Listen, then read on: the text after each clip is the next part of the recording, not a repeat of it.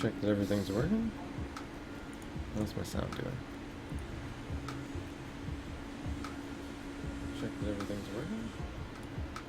Alright, sounds good. Cool. Well, I guess we're back again, doing this back-to-back. It's a little unusual, but it's nice. I'm already kind of warmed up still from the other day, and I'm looking forward to diving into some more sculpting today. Well, actually, I guess not so much sculpting, but sort of another analytical challenge, dealing with just building and blocking and kind of designing these components in the back of this character. So, yeah, thank you so much for stopping by today and checking out the stream. Let me take care of a few things before I get too far ahead of myself here. Make sure I send all the right info out. I do need to be sure to post this to the Twitter. There we go. Sorry, this is kind of happening off screen for those of you that are already here. As always, welcome, but I'm going to be diving into some of this design stuff. So let's see here. Is everything looking good before I get started? Yeah, that's fine. That looks correct. Make sure that everything's up to date and awesome. Cool. So yeah, like I was saying, I'm gonna be breaking down and kind of rebuilding or modeling some of these parts out. This is something that I've needed to do for a while on this model, and I've avoided. Now that I've got this little block of time here, I figure it's as good a moment as any to kind of dive in and block some of this out and see how far I can go. Yesterday. Sorry, need some more water. 1 second. Sorry about that. So, yesterday I spent a good portion of the day doing different hard surface studies, some of them sculpting, some of them trying to focus on utilizing some more of the ZModeler tools and things like that. All of that, of course, can be viewed on the archives on YouTube. So feel free to check that stuff out at the links that are kind of all around you. So down in the info section down below, you'll find a couple of extra links and some more info on how to keep up with the stream and all that good stuff. So yeah, I'm going to be blocking out and building these parts, and the first thing that I need to kind of do is I think kind of start separating these components out so that I've got an idea of the space that I'm going to need to build this in. Now I kind of roughed in some basic shapes here, some elements, but I'm not so sure how important it is going to be for me to maintain those shapes anymore. I may still end up doing several different variants on the hard surface, but I don't think I'll have each one be unique. What I may do is kind of break it up into sort of an upper, mid, and lower component to help kind of vary it up a little. But I think to start, I'll just pull sort of one of the larger pieces apart and use that as a base. So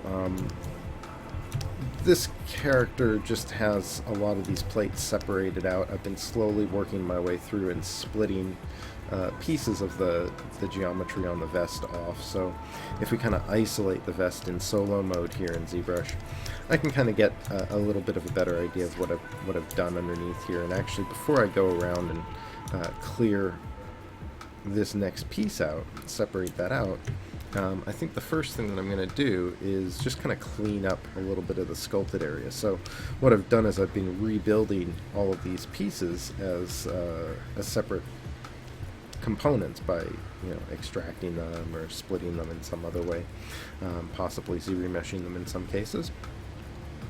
And now I've got to kind of remove them from the original mesh, where they still kind of leave a little bit of their sculpted remnants behind. So this is all gone. Just smooth all of that back out. Pretty sure, yeah. So maybe I'll even go in with the clay build up here and just shave some of that down. I've gone in and made a few changes since my last stream to my brushes, so hopefully I'll have a little less to complain about today. And I'm just going to be going in and kind of clearing a lot of this detail out. I've already done most of the work with the clay build-up brushes. You can kind of see the sort of signature brush strokes that are left behind from that clay build-up tool, but I do want to get this back to feeling a little bit more like a cloth element, and I actually don't want to carry the wrinkles through, because this is sort of I'm implying sort of pieces that are stitched in here. So if I hide the plates, this might make a little bit more sense. Got two sets of plates there. I should get rid of one of those. Are they exactly the same? It looks slightly different. One looks kind of polished. What is that? That looks like a divided geo? No. I think I'm going to hold on to this one. I wonder if I can zero image that.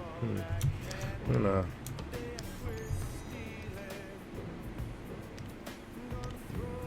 hold on to this one for now. Delete that. Okay, that's better. Sorry, a little distracted there. So I'm just going to remove these pieces, or just hide them for now anyway, right? So I've got these two plate pieces here. I've also got these little guys floating around here as well. There's the vest there. Let's turn the pulling frame back on. So I do have most of these parts sort of already swapped out. I haven't done the lower parts yet, but that's okay. But I guess this is all sort of stitched in a sense, so maybe the standard brush is kind of what I want to go in with. Just give it that little pinched feel, and narrow that focal shift a little bit. Just start cleaning up a little bit of this cloth detail. I like using these brushes on this stuff. Of course, the standard brush is a really simple but usually effective sort of cloth sculpting tool. I'm just alternating back and forth with the Alt pressed. I might need to do sort of a stitching edge here or something that I can kind of carry through. This is sort of a softer material. I have to experiment with a few things here. Oh, I am doing this symmetrically too, which might be a bit of a problem. I should be careful. Let's turn that symmetry off. That's a bit better. Just carry some of this shape through.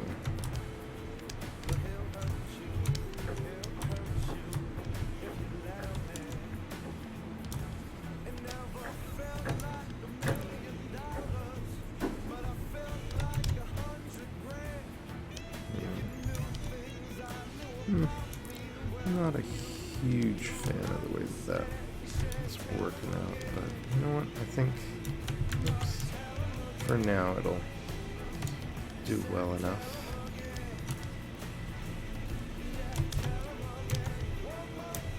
I don't want it to sit out too far because I do have another layer on top of this that I want to make sure I'm not colliding with as well. Little coat layer. A few of these sort of looped wrinkles. Smooth some of this transition out.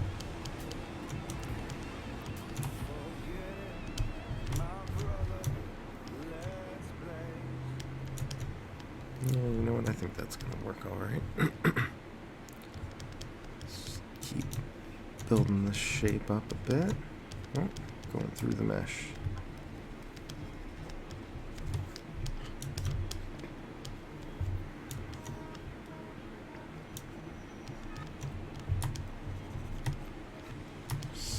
Few little small wrinkles. Just keep adjusting my brush size a little bit here. Something I don't always put a lot of emphasis on, but it's definitely a good idea to you know, alternate your brush sizes up a lot, especially with this sort of organic shapes. I also use the scaling within the scene here, right? Just zooming the camera in here. Just using that to resize the brush a little bit. Now, of course, this is not going to work if you've got dynamic mode on, so be aware of the way that the different modes can help you with that and give you different effects, different shapes, different sort of ideas you can work with there, just as a result of playing around with a few simple things. Just get some of that out there. I have to play around with the idea of having a little bit of doubled sort of layer through the side piece here. I wonder if that would work. Just give it like a little bit more thickness.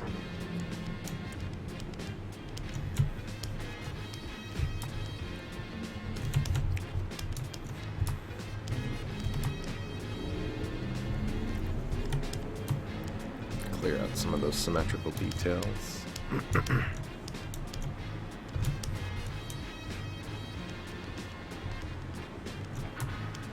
It's not sculpted out of there yet, so I may need to hold off on doing too much in those regions.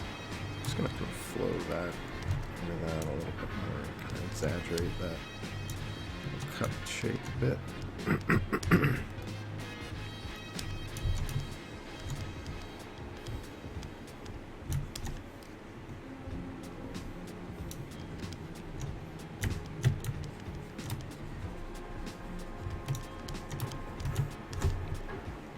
So with that dynamic brush mode off, I'm able to kind of pull the camera back for a smaller brush really easily. Sort of split this a little bit more. Let's see how that feels. A little odd, a little veiny. Just kind of smooth some of those lines out a little bit more. That's better.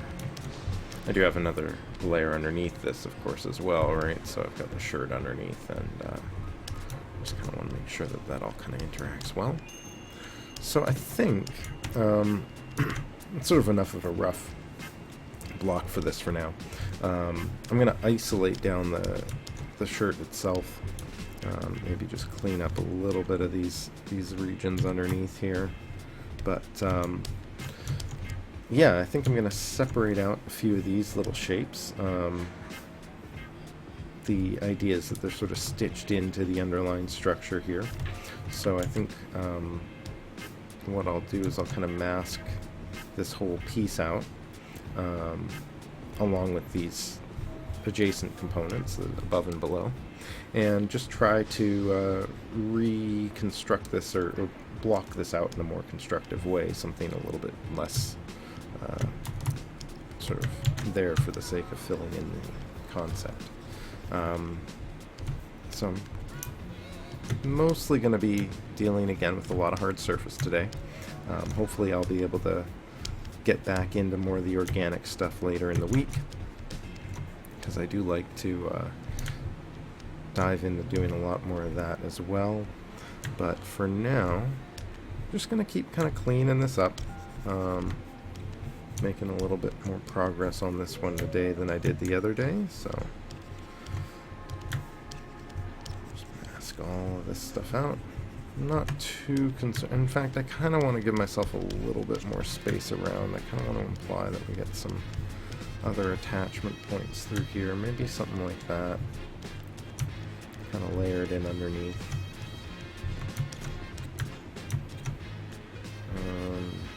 What's this piece sit like over top of this? So if I kind of maybe fill in something through here and run this out through here, so they kind of sit underneath in this one spot. I guess I won't be able to predict how they'll sit on the other pieces, but maybe if I kind of build them separate, I can rearrange them as needed.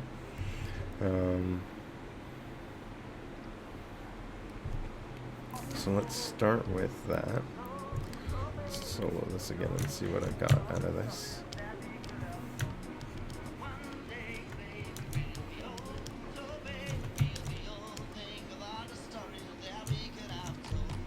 think I can work with that. Okay, so I'm going to extract this. I do have this already loaded up into my interface, so I'll just set a thickness. Let's do no thickness for now, and just extract it without any of those extra pieces.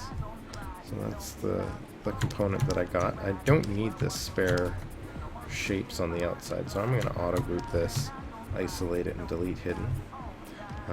And then I'm just going to go in and I'm going to make this a separate tool. So I'm going to go in and do a make polymesh 3D. And the reason for this is because I want to be able to work with this separate of the rest of the scene.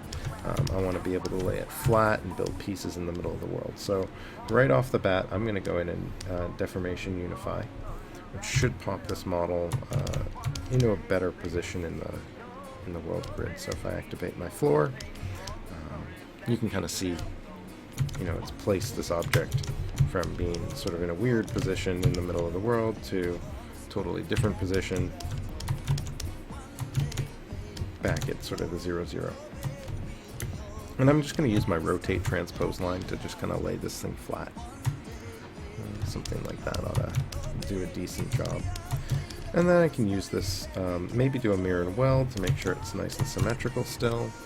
And I just want to be running through basically all the different layers and kind of blocking these out. So maybe the first thing that I want to do is separate out of these pieces. So I'm going to mask these pieces out. Just clear out the little clips, because again, these aren't the main areas for me. These are sort of covers and attachment points. So I just want to get rid of these. These aren't going to be the main pieces I'm focusing on.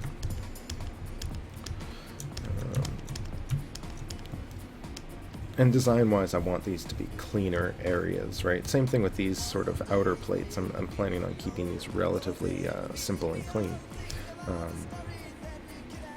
So let's try something like that. Let's do a quick, we have a split masked in here. Split mask points, perfect. Alright. And then I'll do the same thing with these parts, which are going to be that clip, that clip.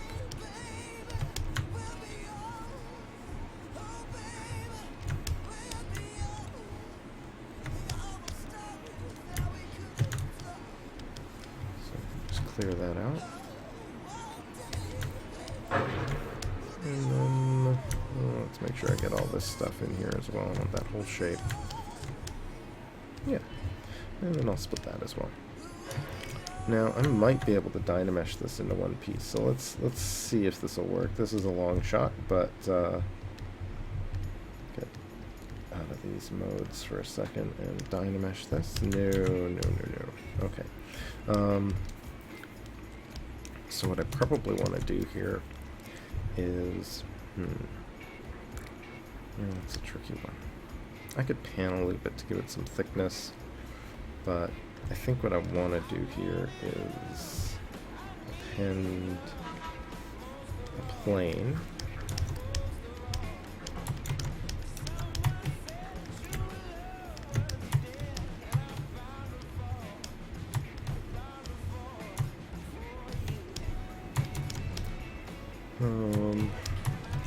And I just want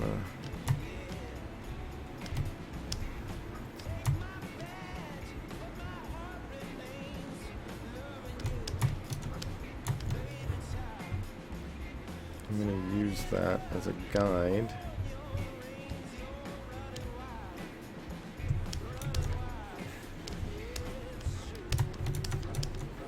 To draw this grid on this grid, I should say, sorry. So I'm going to just kind of block this out on this plane with a simple mask. I think that'll work anyway. That or I could slice it. Now, how do I... that's an interesting idea too. I could probably have some fun with that.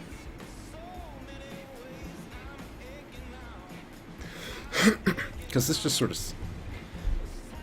What is my month salary. I'm sorry, that's not something I'm going to be discussing on the live stream, but there are some websites that'll give you a bit of information with regards to different employment rates, or sorry, employee salaries, employment salaries throughout the industries, the entertainment industry and stuff.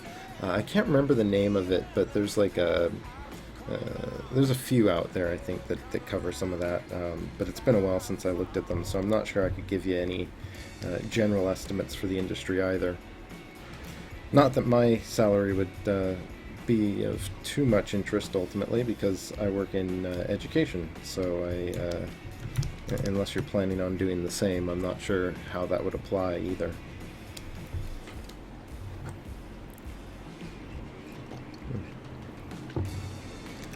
So I'm going to be just using this base geo. I'll divide this up without the smoothing off, or without the smoothing on. So I'm going to use the deactivate this SMT option here, which I also have in the in my UI here, just so that I can access this quickly.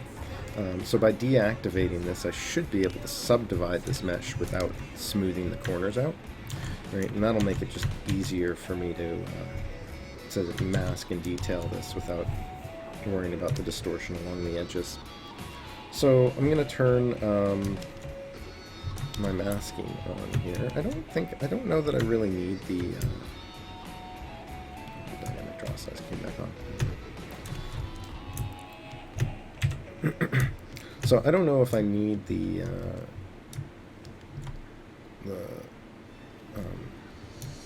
overall shape here too much, but I'm going to try and use this a little bit.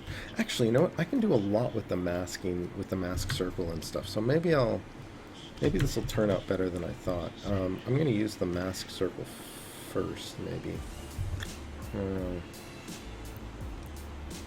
I'm working at a film school. I'm in education primarily, so I deal mostly with teaching and that sort of stuff. I teach the ZBrush and digital sculpting classes and stuff in my school, Vancouver Film School. Yeah, it's a lot of fun. But it's not quite the same as a studio environment. Definitely say that much.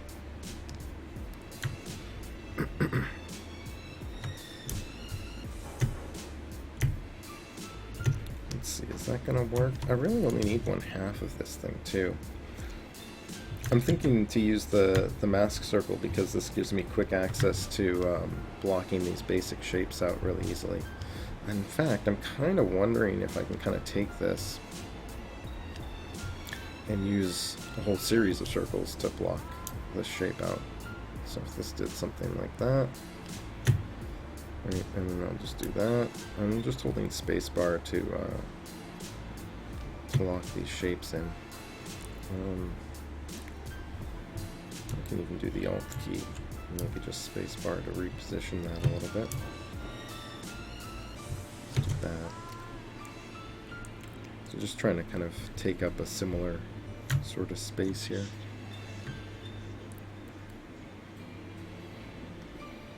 Oh, sorry, no worries, yeah.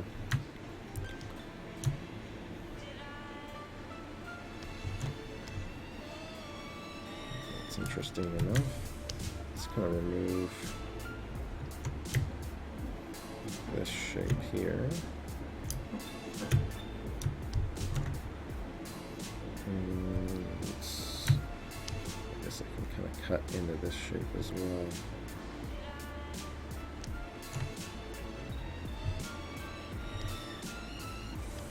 So if we go back into solo, so I got a little bit of cleanup up here. Let's see, can I get that in a better spot overall? I think that might not be too bad.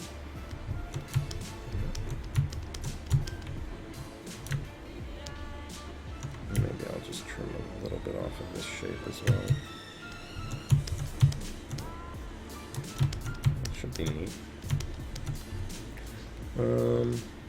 Let's polygroup that. I don't usually work with the Smooth Groups tool, but I'm going to try it out today. See if this cleans up all right. And let's do a mirror and weld.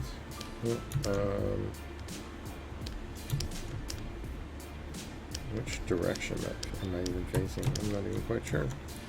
Looks like I'm probably facing sideways, maybe?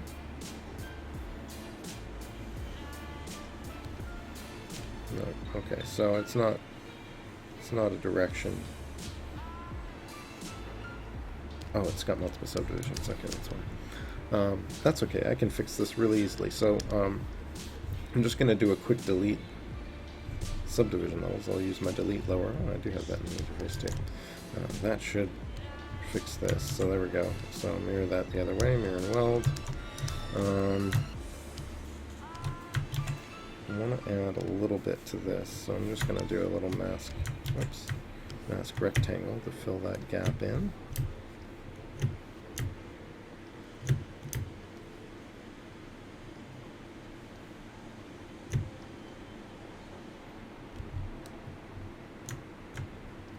No, I need to snap that camera up. There we go. Yeah, let's do that. Get the select rectangle going, Control W that. Yeah, I think that'll work. Ooh, maybe I'll do like a hinge down the center. That might make more sense. Sort of softer structure within that.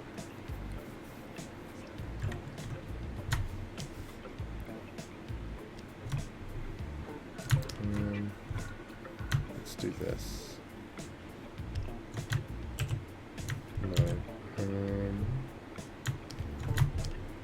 I know what I can do. Let's do this. So I'm going to isolate this symmetrically with the Control-Shift key. I'm actually not sure how symmetrical this is getting, so we'll see how this turns out. But I'm going to take this and I think I'm going to isolate this part down and regroup it separately, so I get that different piece colored. There we go. So that should work nicely there. Let's see if we can smooth the groups out with the deformation. Use the no. So let's just grab the brush under the light box. Let's see, smooth. Don't use this one very often, so I don't think I have it in my regular list. Smooth groups. There we are. So I'll just use this to see if I can kind of get a little bit of a cleanup on that edging. Yeah, kind of like that. Let's do that over the whole thing. So let's mirror and weld it. Make sure we're correctly symmetrical. Mirror and weld. And I'm just going to brush that smooth groups over the whole surface. Just clean up all those poly groups.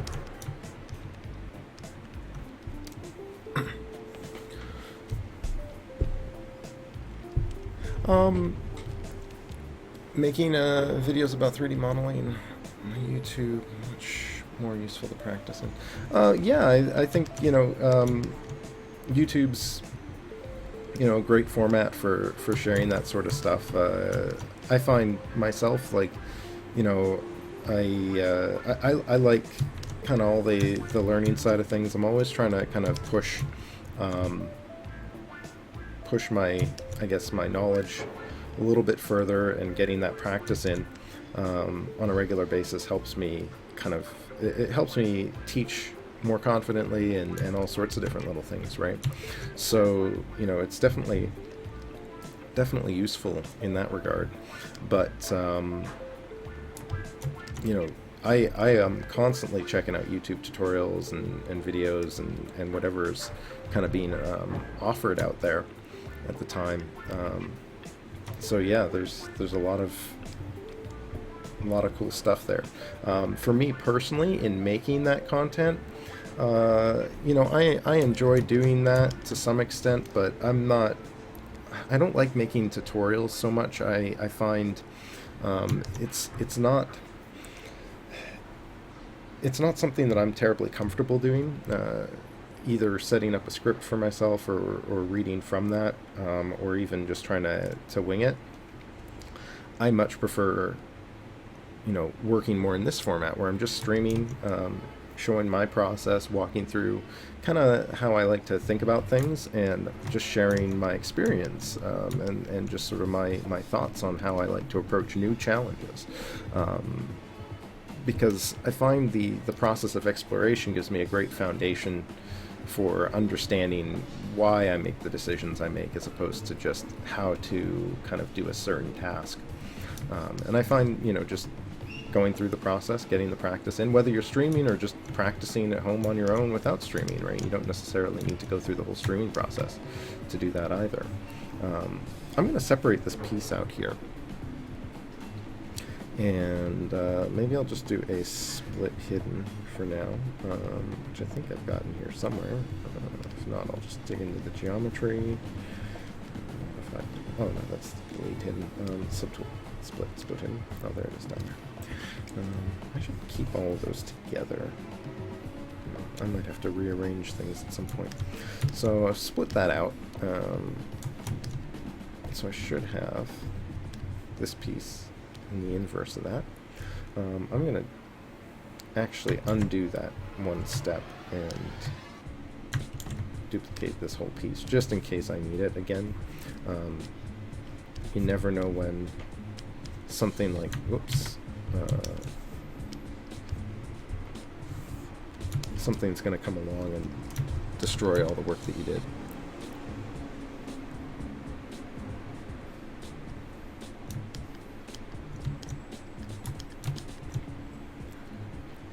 Yeah, my video's in fast motion. There's no any basic education program. I'm not quite sure I understand what you're referring to there. But yeah, I mean, if you're referencing the videos that I have on YouTube, yeah, I mean, they're all just archives of me streaming, so it's not going to be any different really than what you're seeing here in that regard. I tried to do a few tutorials. I was just not happy with how they turned out. I might get back to it someday, but I really prefer more one-on-one education, or not, I guess not necessarily one-on-one, but classroom, in-person sort of education approaches. It's kind of how I learned the most effectively, and going through that process myself, and I like to share that with others as well. So streaming is more just a general look at that, I guess not so much the one-on-one aspect of it, but just sort of how I like to approach things, I guess. I'm not sure I understand the question or what you're asking there. I'm sorry. So I've split this out. I'm going to just Z-remesh this really quickly and see if I can get some decent topo out of it, without much work. Otherwise, I'll keep it in the current sort of gridded state. Oops, before I do that, I should do... maybe I should reduce this down, actually. Is there something hidden still? Okay, yeah. Let's Z-remesh that at like 1000 and see if that works. Sometimes this will turn out alright. It's interesting. I don't know how I feel about that.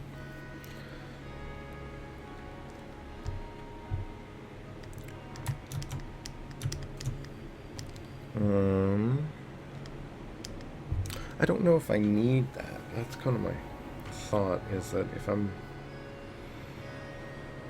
how do I want to build this? Right? I don't know if I need all of that. I think what I'm going to do is leave it like this, and I'm just going to panel loop it to give it some thickness, because what I want to do is I want to slice into this. I'm not gonna be using the topology of it in any significant way, so I think I'm just gonna stick with the heavier grid geo for this, for detailing. So I'm gonna go in and do a quick maybe edge loop, panel loops. Make sure I set the loops up right. So I like to do 2 loops here. double-sided. I'll leave the thickness for now. I don't want any polish, no bevel. Bevels can be fun to play with, but I don't really need it in this case. But I do want to really think about elevation. Actually, you know what? I don't need to because I built this off of a grid, so it's all going to be about the thickness here. So you can see when I hit the button, I get a bit of a extruded piece. Let's play with that thickness a little bit more. Let's go to 0.02 and just double that up. I think that's going to be good. And then I get the two edges around the inside, so that should be good. Oh, yeah, I can understand that. You know, a lot of it is fairly fast moving. It's tricky because, you know, if I don't have, you know, depending on the audience, depending on what they're asking, it's going to be, yeah, it's definitely going to be difficult to follow along. Sometimes I move fast and sometimes I kind of stop to explain, especially if there's a lot of questions coming through. But yeah, sorting through the video archive, it's going to be a little difficult. For me, it's, you know, it's more of just an addition to what I'm doing, right? So, you know, as much as I'd love to kind of get more involved and really kind of clean up some of that content, I just don't find myself with the time. I barely have the time to stream. Fortunately, I've got a little bit of a break here, so I've been doing it a little bit more regularly, but you know, working full-time is a task in and of itself. You know what? I actually don't need to thicken this yet, do I? Oh. And you know what? I'm going to leave it. I'm going to leave it like this. So I have the poly group on this side. I wonder if I can just slice through this and do it that way. Yeah, I think I'm just going to do that. So I'm going to do my old slicing technique here. And this basically involves going through and cutting various pieces of the mesh up, using the slice tool, the polygroup stuff, and in doing that I should be able to create the lines that I need to create the shapes and the inset cuts that I want. So I'm going to start with something maybe a little bit with the slice circle, because I use the slice tools or the mask circle a lot here. That is in square mode for some reason. I think I changed that earlier, so that's probably the problem. And I can't switch it back to circle. That's great.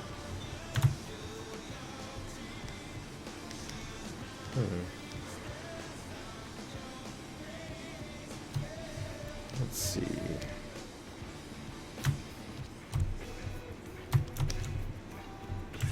Sorry, I'm not quite sure why I can't get into my...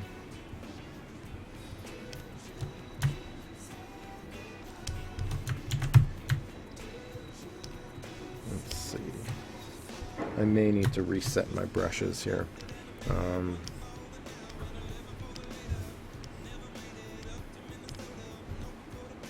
Hopefully this won't screw up my list. Nope, everything looks okay. There we go. Okay, so now I should have my control shift slice circle. So I think I'm not going to go all the way out into this shape. Oops, and I do want to square and center and square it.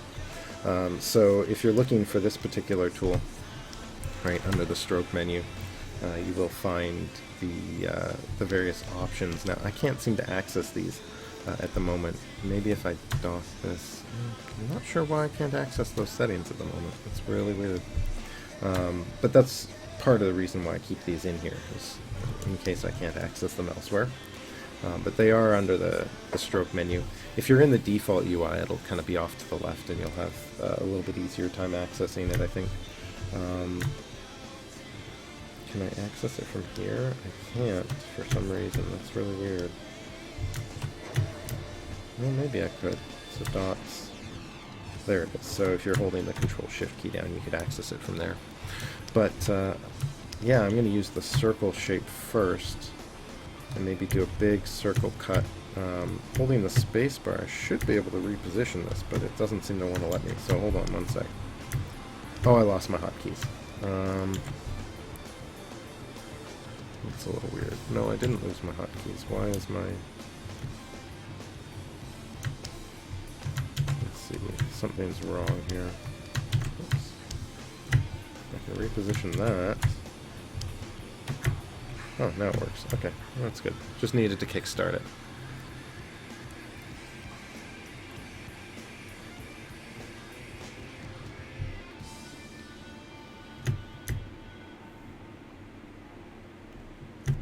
I think something like that would work well.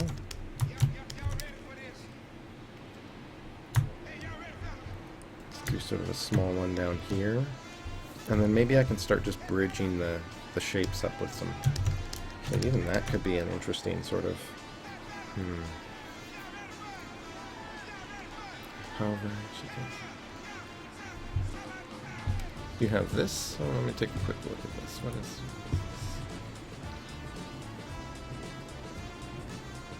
Oh yeah. Yeah, this is this reminds me a lot of like ArtStation and places like that where you've got just lots and lots of stuff in a gallery. Yeah, definitely.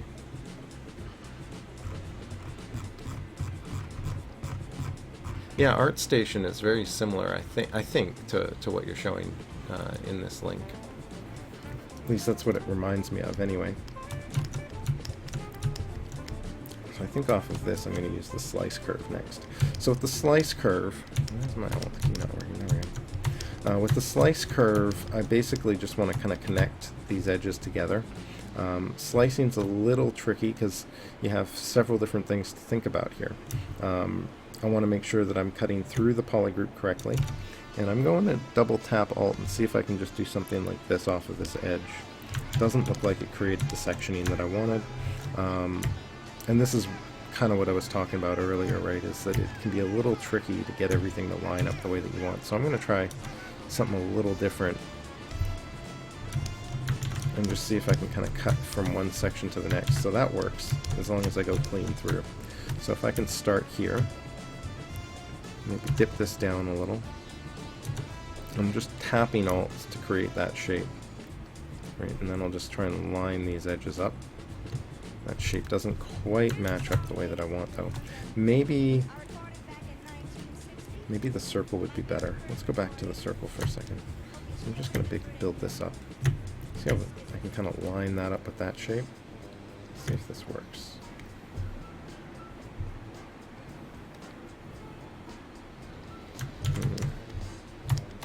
So I'm going to try that one more time. I'm going to try and match the size of this circle and then offset that. Or maybe I should just go from that same pivot point. That might make more sense. So I find that radius. And then I go out from there all the way around until I get the edge. I think that will do. So that should work nicely. And then off of this one I'll do the slice curve, because I need to do a cut from here.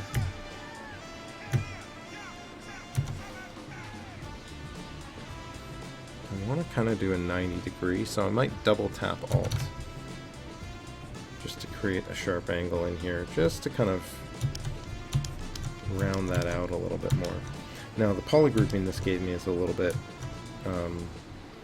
messy, so I'm going to try rebuilding some of this. I'm going to auto group these pieces. Utilizing the auto groups, I can kind of isolate the parts down. And I'm just going to try with the select rectangle to go through and create this shape, right? So this is sort of the piece that I'm cutting out. I think that's what I want, so I'm going to polygroup that, and I'm going to re-polygroup all of these pieces together as well. So I think that's working okay. I am cutting through the geo in sort of an odd way. Let's turn the line off on that and make sure I'm happy with that shape.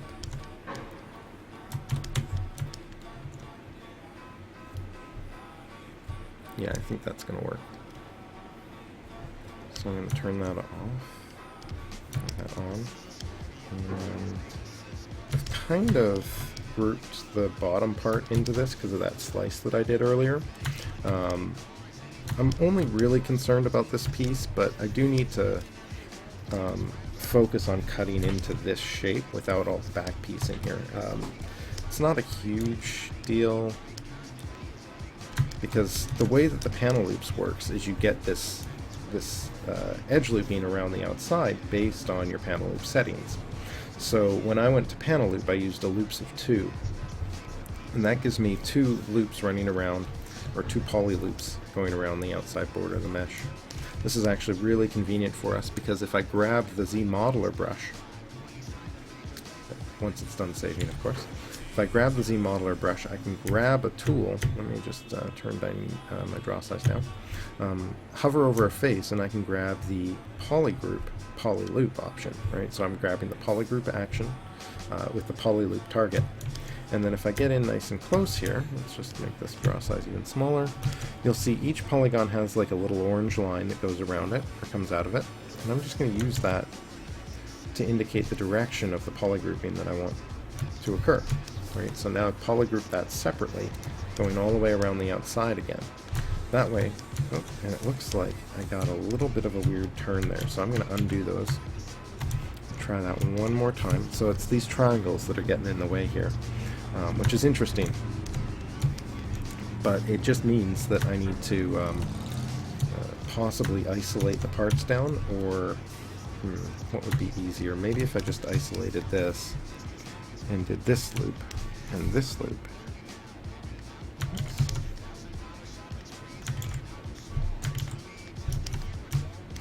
And then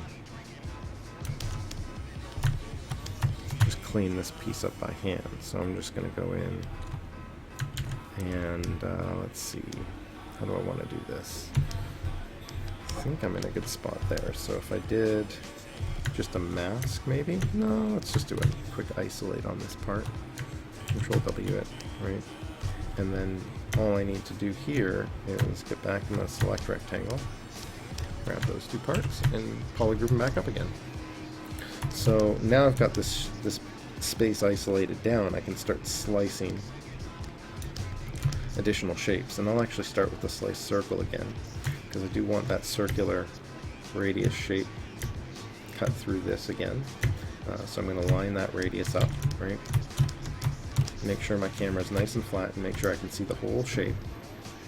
And I'm just going to go out to that size, and then instead of recutting that, I'm going to go in the amount that I want to cut through. So I'll do that. And then I'm going to go in and do the same thing on this end. Actually has a little bit of an odd cut here. So find the radius, go in, cut that. And again, I'm going to use the slice curve. And now I'm going to use this to slice a few lines. So I'm going to start doing some straight edges here, using Shift to snap the curve straight, right? So Control Shift to draw the line out, Spacebar to reposition the line, and Control Shift, or sorry, Shift to keep it nice and straight. I'm just going to try and eyeball that distance and just slice right through that mesh. And this, you know, again, is really powerful because it cuts the edge directly where I put it and creates that polygroup for me. So then I can just kind of line up all of these different pieces. Maybe I'll go from here to here, and I'll actually just cut a lot of these pretty straight, just so that I can kind of go through pieces that I need to go through. Right? Kind of do something like that. And I like this idea of kind of keeping this, just kind of line up that cut there, keeping that in one separate piece. So this sort of becomes its own little piece in that shape. And that's what I'm doing, is I'm building out, building out the interior sections of this shape, and maybe lifting an edge or something here and there. So let's continue. I'm going to cut this. Let's get back to the select rectangle so I can re-isolate all of these pieces down. Shouldn't have unhid that. It's just going to make this take longer, but that's okay. Let's cut this line through, I think, next. Slice curve. So I did this one also with the slice circle. So let's just line this one up again. Right? Again, just using the size of that radius to help find that shape. Go in.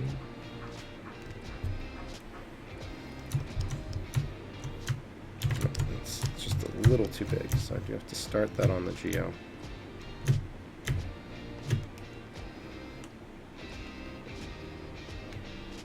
Better. So like that. And I do want to kind of cut through the center shape a little bit more. Maybe from here through to here, or maybe right off of this edge. Let's see, slice curve. If I were to do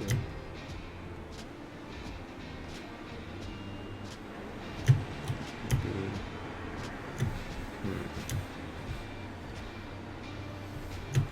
I'm gonna run right off of that edge. Maybe right to that corner, something like that. So run that right through there. Line up that same line again. Just go right over top of it, right? And then offset that a little. I think that'll work out okay. So now I just need to get to isolating the pieces down. So with the select rectangle, did I graduate art school? Yes, I graduated from Vancouver Film School, actually, the same place that I now teach at. Way back in, a long time ago, I guess now. Let's select this piece down and just regroup this while I've got it here. So yeah, I went through school. It was quite nice. Let's see. Oh, that's not right. I'll group that. So that auto groups feature is making it really easy for me to flip between the different pieces here.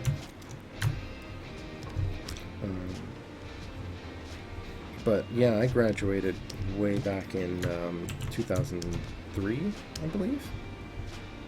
Oh, there we go. I connected it back into that poly group again. Oh, well. Oh, and I grouped that piece up, didn't I? Dang. Let's see, can I get back to that? Because I don't want to lose that poly group. I really like that little hole there.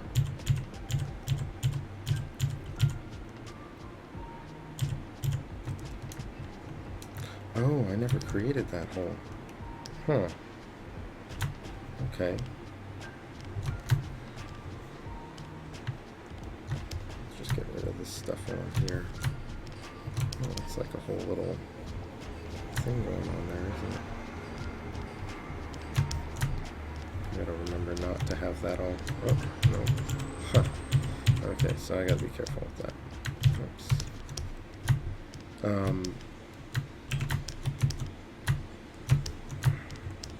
Sorry. Thought I had that all locked down. But let's see. Let's group these up. If I could keep all of this as one piece, that might be more interesting.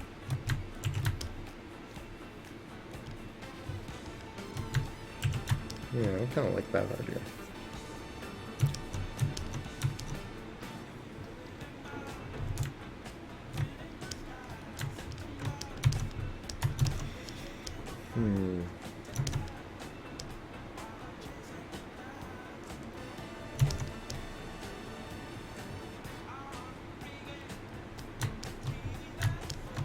Let's auto group that. So that's separate. Let's group these parts together. And I think I'm ready for this now. So I gotta make sure that it's separate from everything else. Yep. And then I think I can probably just start. Let's make sure this is not grouped together either. So the bottom edge on this. I'll group that. And then let's just take these top pieces and isolate them down.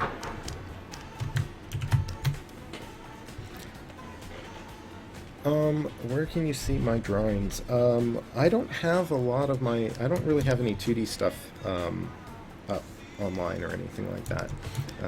You can see some of the work that I do as an instructor at VFS on my ArtStation page, which is linked down in the About section below.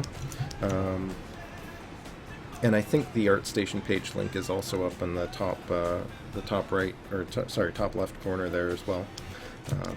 and you're welcome to check any of that stuff out.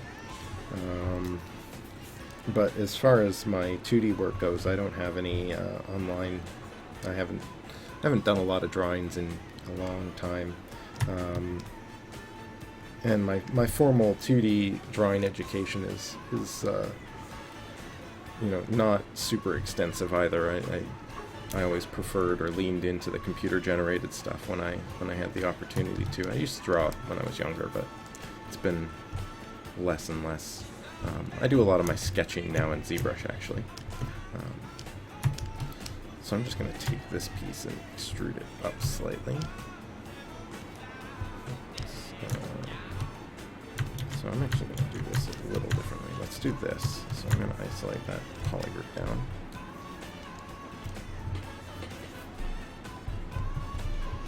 Isolate that edge and lift that a little bit. Let's see, is that working? So we get a little raised edge there. That's a little messy. It should be okay though, I think.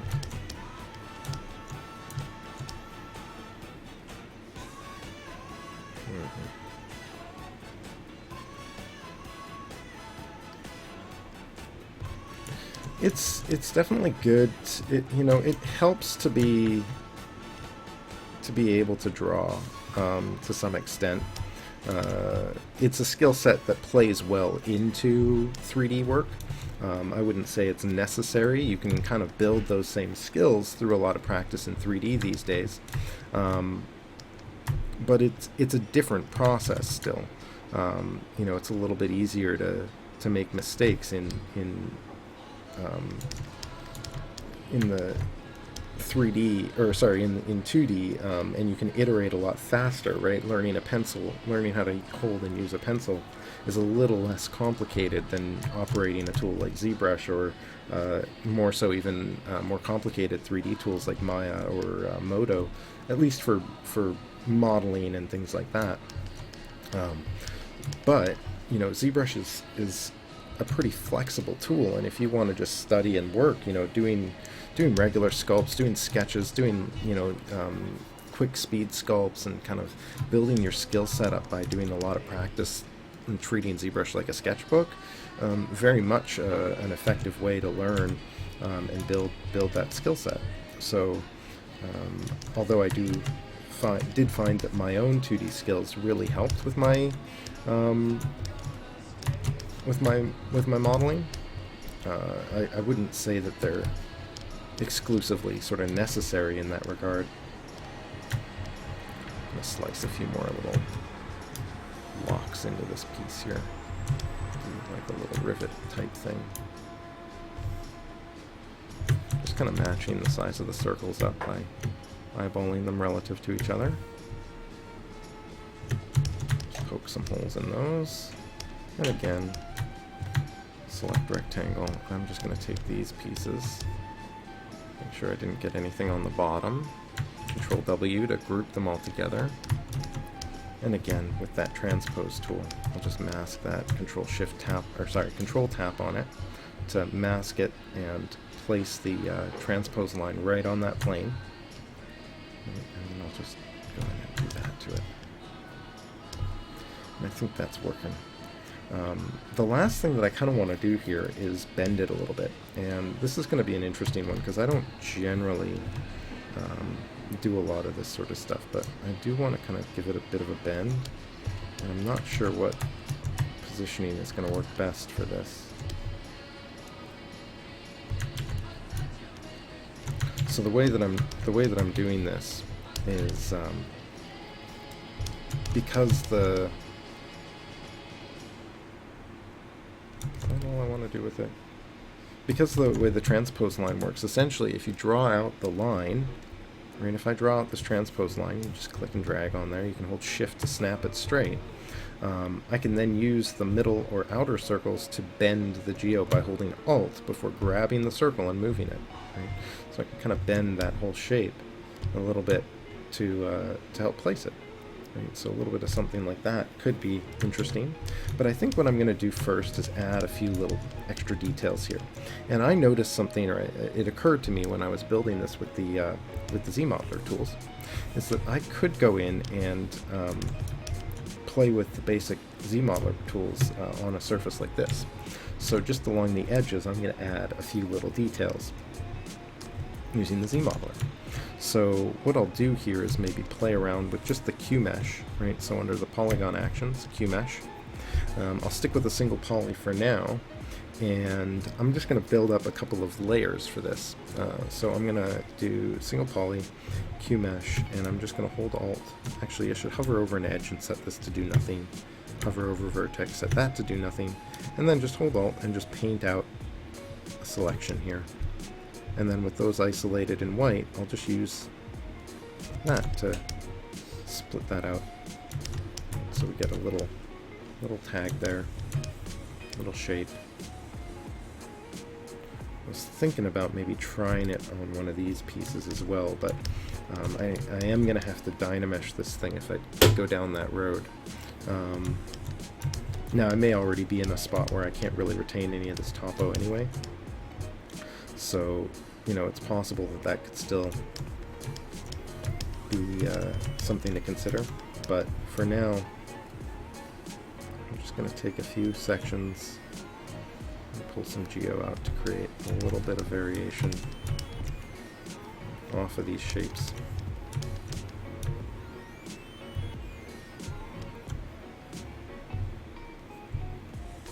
Right, so just letting that sit out a little ways. And especially down here, I want to create some details like this, because this area is sort of an attachment point going into the middle of the back. So I want to make sure I've got a little bit of something here, just to give this the feel. It's got a little bit of a detail in there to play with. Now I can still go in and split these edges too. So another thing that I might consider here is just doing a little bit of the bridging, and I think I'm going to create a couple holes first. So let's insert an edge loop. So let's go over an edge and do an insert single edge loop, and this will allow me to place this edge. Whoops, let's bring that back up. And I'll just place that edge right in here somewhere, and I think I'm going to kind of keep it down around this end. And I'm just creating a little polygon here for me to work with. And actually, I'm going to make this thin, so maybe I'll do something like, actually, let's see, if I bring it in a little ways, do something like that, something like that. Alright, build that little shape in there. That's the polygon I'm going to be working from. So if I go delete, polygon action delete, right, delete that hole, and I'll delete a hole up here, right, and then I'll just go edge actions, bridge, 2 holes, and let's do a spline with interactive curvature and interactive resolution. So I'm going to click on the first edge, click on the second edge with the hole, and dragging back and forth here, I should be able to create the shape that I want. And I think I just want to kind of match the general density there, give that a little bit of a detail. Let's see if that works in terms of what I'm trying to get here. So I'll turn the polyframe off. You know what, I want that to be a little thicker. I think I'm going to have to delete a few more faces, but that's alright. That also means I need a few more edge loops, so let's insert single edge loop still. Whoops. Of course, now I've lost my camera position there. Let's turn my polyframe back on, and I'm just going to drop in a few more edges to help with that. So that's got 3 faces there. Delete those 3 holes. Delete those 3. It should give me a decent thickness. So let's try the bridge again. I'm going to go a circle this time and see if that gives it more of a rounded surface. So the instant I click that key, you can see now it's not really giving me the right shape. So that might be my dragging. You drag left and right to add the shape. Right? So left and right, up and down is going to increase the density. So I'm just going to kind of adjust this until I get sort of that rounded shape that I want, something like that.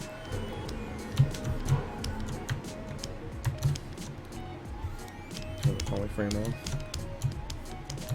You know what, that might work. I think that's going to be enough for me to work with anyway. I'm definitely going to have to Dynamesh this at some point though. So I think what I'm going to do is I'm going to play with some of these internal shapes a little bit more and do a little bit more detailing there as well. I might shape some of this form out as well and play around with some of these lines. Maybe even bend some of these internal shapes. Sort of tempted to try that as well, but let's add a little bit of detail to some of these areas first. So let's try a Q-mesh again, single poly. I'm just going to do this in a few other spots here. So I've got sort of a lower extrude piece here, right, and I'll just pull that out. Whoa, went right through the mesh. Look at that.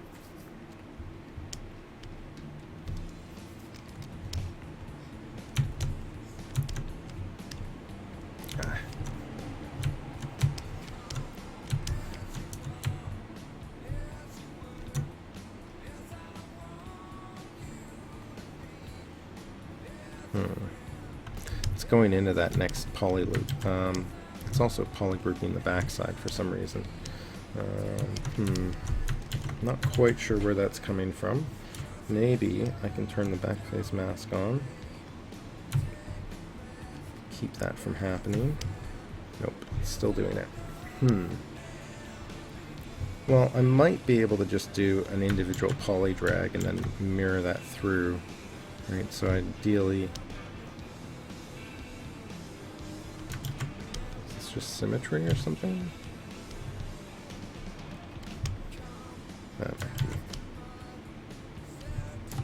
Let's see. Yeah, I think the symmetry was screwing something up there, so we get that. Let's see how that looks. Get a little bit of detailing in there. I might like that. So I'm going to be right back, folks. I have to take a quick break, and I'll be back shortly. Cheers.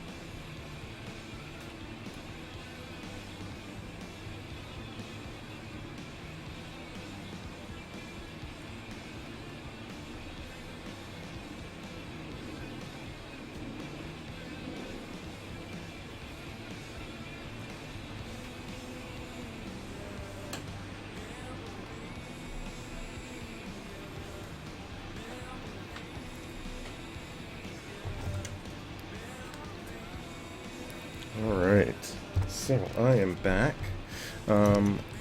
So yeah, I was adding in these little details in here, and I think I'm just going to let's turn that polyframe back on and do this section again. Right, so I'm just going to kind of repeat this out a couple times like that, and just do that in a few spots. I might even be able to do something interesting right along this edge here. I don't know how well this will work. Lots of room for explosions here. Am I getting in between these poly groups now? Make sure I get all of those.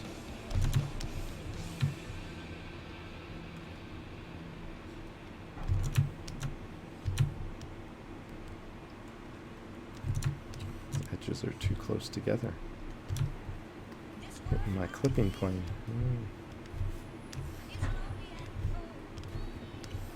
we go. Okay, let's take that and see if we can key mesh that out.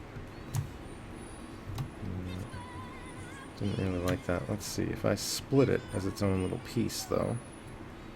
So I could just do something along those lines. Oops, shoot. So just extract those, key mesh them out to there. Take the polygroup island and do that.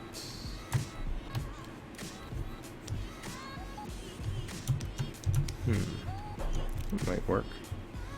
Let's see, can we do a quick transpose to that piece? Let's do a move, control tap. Nope.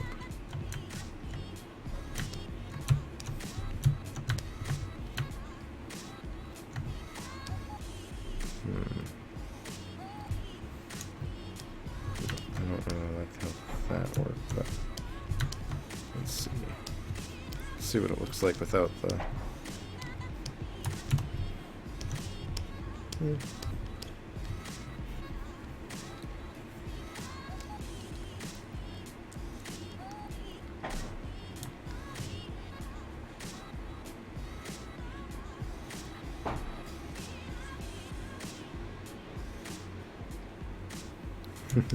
ZBrush is a very it's a very complicated program. I think if you've got a really good foundation sort of 2D skills background, it's going to be a little bit more comfortable ultimately than a lot of the more traditional 3D tools like Maya or 3D Studio Max or Modo or something like that. And don't get me wrong, they're all great tools, but ZBrush is one of those tools that really brings sort of a 2D or 2D friendly sort of mindset to the table, and kind of gives you something to chew on in that regard in a way that other programs just don't seem to. At least that's sort of been my experience anyway. Gotta be really careful on those edges, I think. But yeah, you know, I think if you try not to think of it in the context of a lot of the, I guess, sort of tools that people typically, or the ways that people typically use 3D, ZBrush actually is quite an interesting tool to work with. I'll change the shape on this a little bit.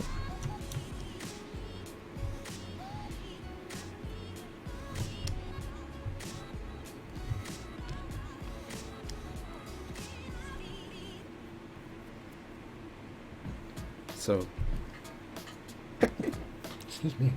So in other words, you may find yourself more comfortable with it the more you sit down and work with it. But it does take practice, you know, and I myself often take for granted that, you know, I've been playing in ZBrush, I've been working in ZBrush for, you know, 5-6 years now. I've seen it go through a lot of its more recent development, and because of that, I find that did I ruin that piece? I did, didn't I? But because of that, I do find that I'm a little bit more, I guess, comfortable with the tool set, and you know, it's easier to absorb the tools as they're introduced, right? As new things come out, you kind of learn them, but you already have a good foundation. Nowadays, it's, you know, it's that much tougher to get in there and do that sort of stuff. What is going on with this?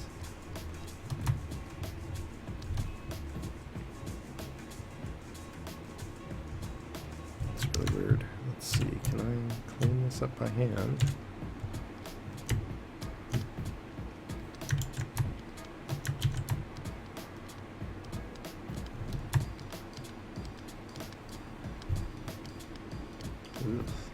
Not how I wanted to fix this problem.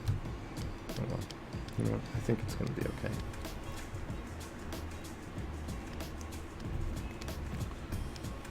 This is going to be dynameshed in anyway. At this point, I'm tempted to kind of boolean little shapes in instead of approaching it this way. just because I feel like that's going to end up being a little cleaner. Let's turn dynamic draw size off so I can grab these individual vertices a little bit easier. That's better. So I'm going to eyeball this back into shape as best I can, but this was a little bit of a rough approach here.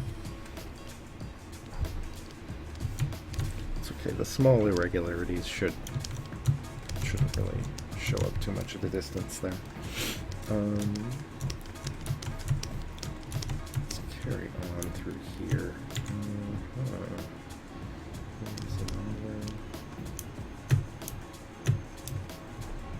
Humish, single poly.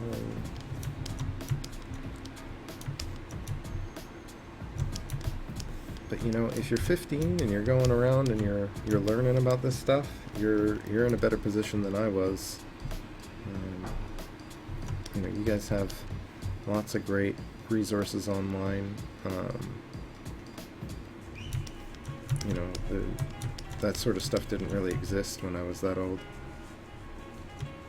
or that young.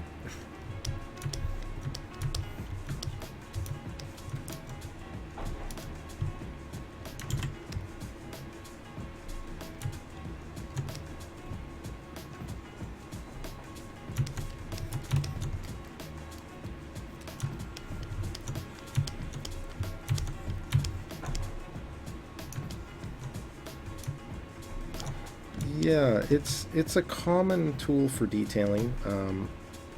It's gained a lot of ground in design, in terms of character and creature design, typically, and it brings a lot to the table for that sort of stuff. It's definitely a different beast for the more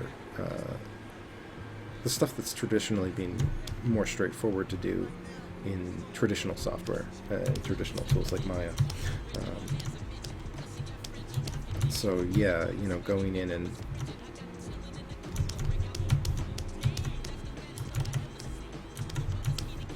trying to kind of create complex hard surface shapes like I'm doing is not the easiest thing, and not necessarily the best way to approach this sort of stuff, but I find it really intriguing myself because I find more and more artists are starting to do it, and it brings some unique features to the table that, you know, I do like, and the way that it handles certain things is quite neat. Complicated sometimes, you have to kind of think differently about this sort of approach, but definitely not unusable either, right? It's something that can be a little odd. What am I creating? That's a really good question, actually. And I'm kind of just making up a plate right now for, let's see, let me just unhide it. Let me mirror and weld this over first so I know that this is set up right. I'm rebuilding the back plate pieces for, let me just unhide all of these parts for a second. So I'm actually kind of recreating this series of shapes as a more, I guess, more specific or cleaned up hard surface element. But I'm kind of going through it to eventually apply it to this character. Just take this back to this guy for a second. And yeah, for those of you just stopping in, to give you a bit of an idea of what's going on here, right? I've been kind of poking away at a really small piece for this back piece that I've got running down the spine here. And I'm basically building up the components that I'm going to use to fit all these pieces on. And these pieces support plates. So I'm currently kind of just designing some little pieces to layer into this object. So I'm kind of just designing stuff at the moment. I extracted or separated this piece out from one of the back plates, and I'm kind of just trying to find a structure for it now. I'm just realizing that I'm going to have to bring these two pieces closer together. So maybe I'll do a quick transfer transpose.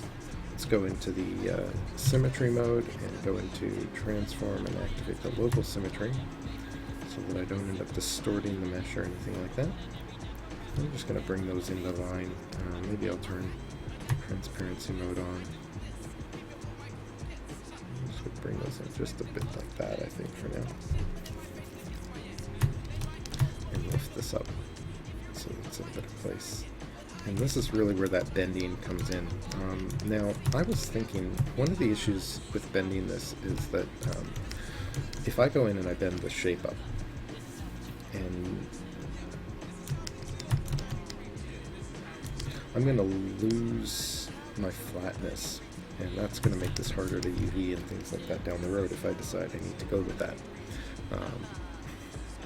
Yeah, it's taken a while to kind of get here.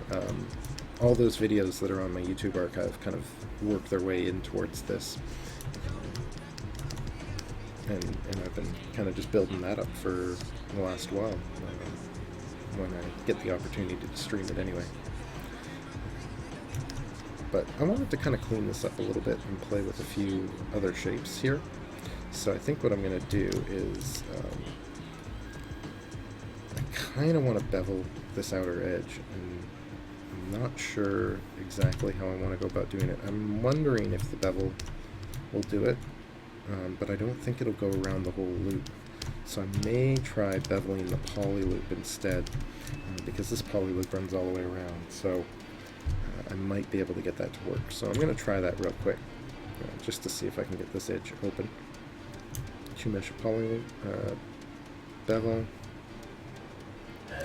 single poly, let's do poly loop. And there are triangles in these cuts which throw this off, so let's see if this works out okay. Maybe no, I can't do that.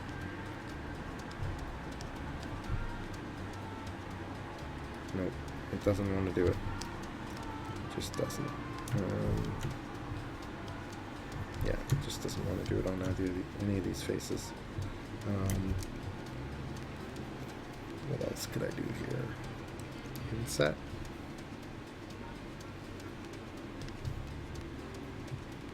Let's see if we can inset the poly loop. Can.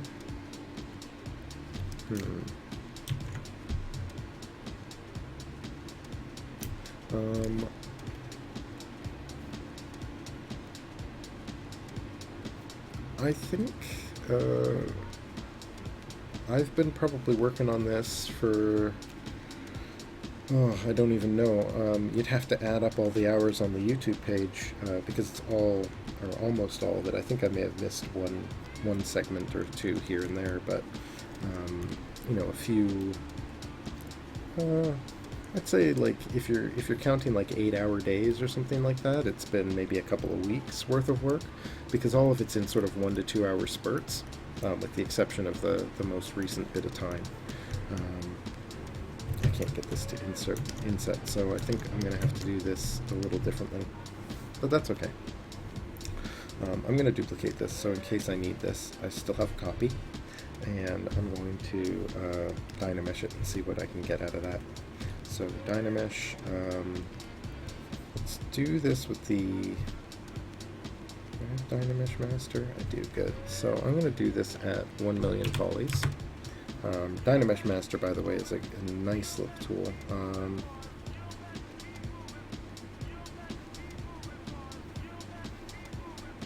want to polish it a little bit. Let's see what we get when we polish it. Dynamesh, see what we get. So Dynamesh Master is particularly interesting because it finds a resolution based on the number of polys that you want, and that can be quite nice for getting a clean result. Now in this case, it's actually a little on the rougher side, so I'm not too impressed with that. Now that might be the polish, so I'm going to undo.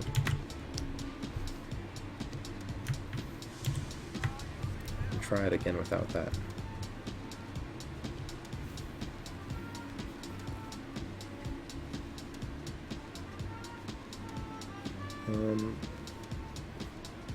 Yeah, it is necessary to learn the basics of the program for sure. I know you're not talking to me, but you know, the more you know about the program, the better you're going to be able to understand the tools and problem solve, right? But that takes time, it takes practice, and there's no real way around that. Let me try this again without the polish and see what we get. I have a feeling I shouldn't need more than 1 million, but I might. Yeah, you know what? I might. So let's go to 1.5. I'll let it do its 1.5 million thing.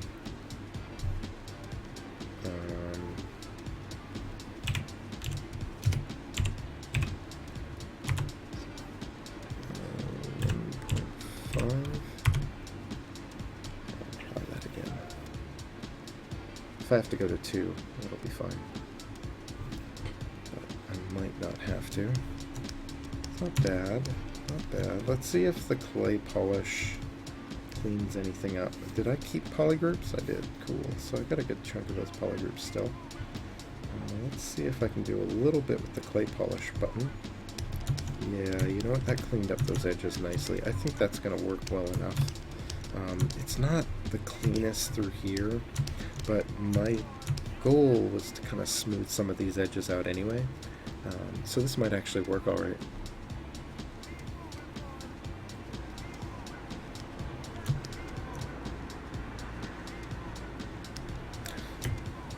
You know what? I've never actually used Blender myself. You know, I've heard mixed things about it. I think, from what I understand, one of its biggest criticisms is just the fact that it's open source means that there's not a lot of, or the development can be kind of unpredictable. So, you know, it depends on who's around to develop what tools at what time will kind of determine what you get out of it. Ease this transition down into this circle shape here, I think, a little bit. See how I feel about that. Using the smooth stronger here to really push the smoothing quickly. I think I like that. I'm going to kind of sculpt this a bit. Right, just play to the strengths of ZBrush for a minute here.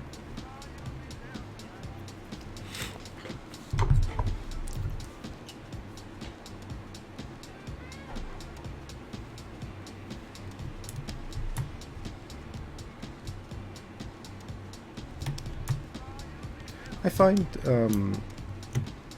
you know, when you're kind of going through this early, you know, an early learning process too, you know, it helps to, you know, have a goal in mind and have a clear idea on how to approach a problem.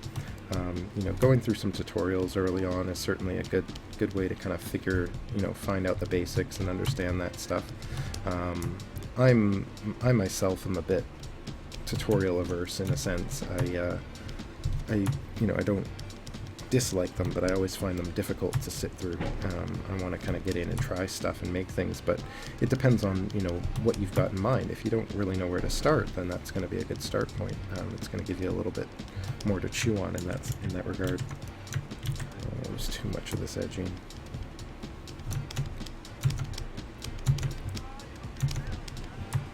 So let this sort of soften out as well.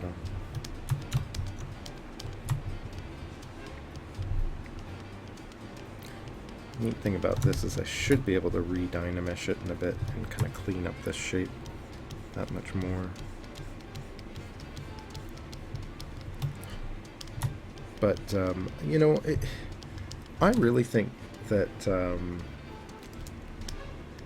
that you can learn a lot with like the starting in more 2D friendly tools if you've got that skill set already. You know. Working with sculpting tools like ZBrush can be great, but it can be daunting to start from scratch. So, you know, take a base mesh and sculpt something on top of that to start, or small projects are great for that as well. You know, doing isolated areas of anatomy, or just kind of experimenting with different tool sets, trying to make a range of different things and seeing where that takes you sometimes can be an interesting exercise. Tomorrow I'll probably be doing a little bit of an anatomy warm-up you know, the other day I actually did a bit of a warm-up going into the hard surface stuff too, right? So I find that to be a helpful process for me. And I would definitely recommend that same sort of thing to others, right? Do little warm-up sketches, do speed sculpts. If you're looking to get into modeling, right? Play with a few tools at once and see what you can do with them, right? If you're not sitting in front of Zbrush, if you've got Blender in front of you or something like that, right? There's all sorts of little things that you can do from a speed sculpting perspective. You know, take something where you can slap together a bunch of primitives and then refine, or take something that's got a lot of symmetry to it and kind of work your way around building something that instances itself out into something more complicated or more visually interesting. You know, it's not always the easiest thing, but there's lots of little things that you know can help get you into these tool sets a little bit better and familiarize yourself with the different features and the different elements of the building process.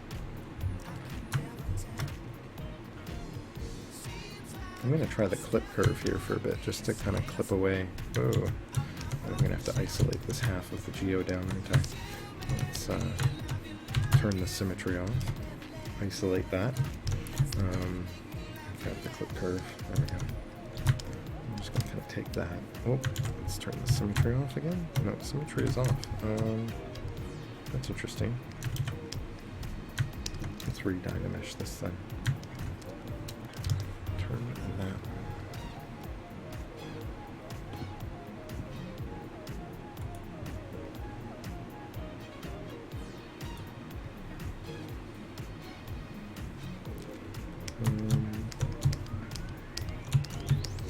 I don't know why my clip tool isn't working. That can work. Let's try re-dynameshing this for a second. Is it actually remeshing? Oh, it's not, because it's it's dynamesh. So I gotta re-click it. Uh-oh.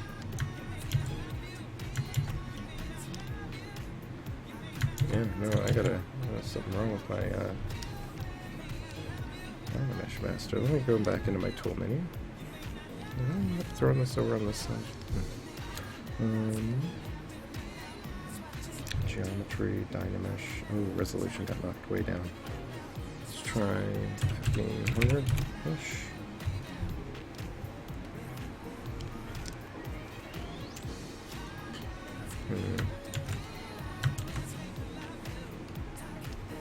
Try adjusting the number a little bit there. It's just having a hard time with that. Let's try this at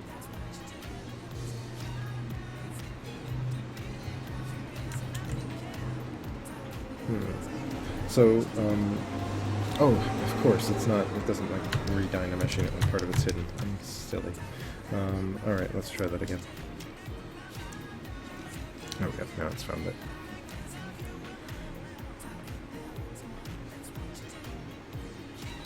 Sorry, what was the site? I didn't catch that. Let's see. Oh, it's music. I'm sorry. I'm just gonna.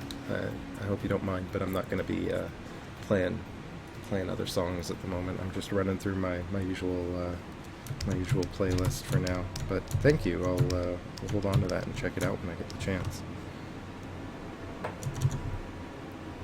I gotta hide this again. I keep forgetting about that. Let's grab the select rectangle and just isolate this half down. And like I said, I'm going to be using the clip curve on these pieces. I just want to kind of play around with some of these shapes, clean up this form a little bit better.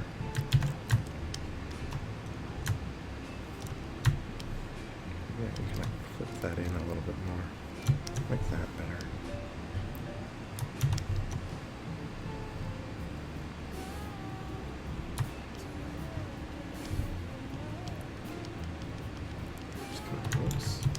Trying to clean up some of these surfaces a little bit. I'm not a huge fan of how this stuff's turned out, but I'm going to bring the intensity down on the smooth stronger for a second here. Let's see if I can sort of soften a few of these shapes up.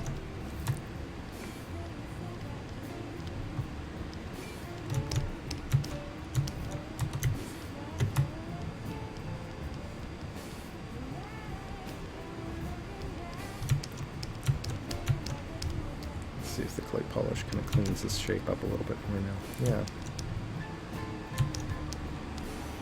I think the rest of that I can kind of sculpt into.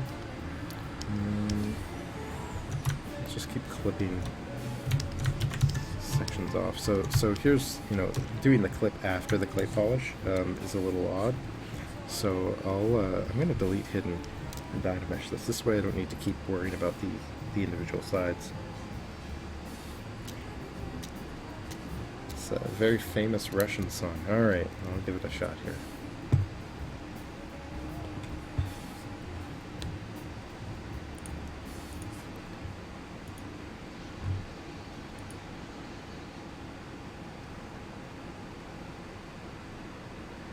Is there audio levels? I don't know if there is. It doesn't seem to be.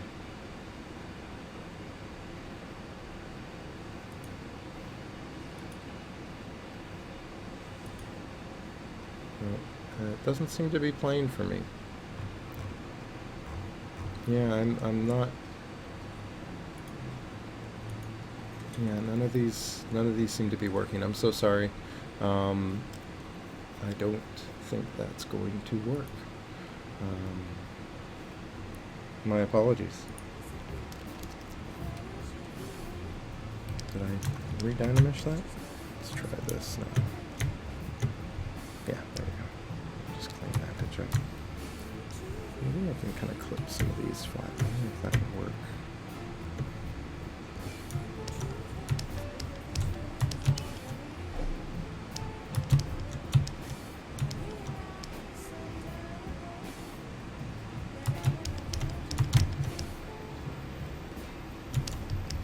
Okay, I think.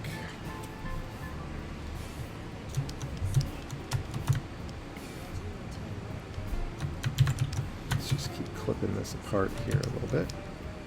Just see if I can kind of flatten these edges out.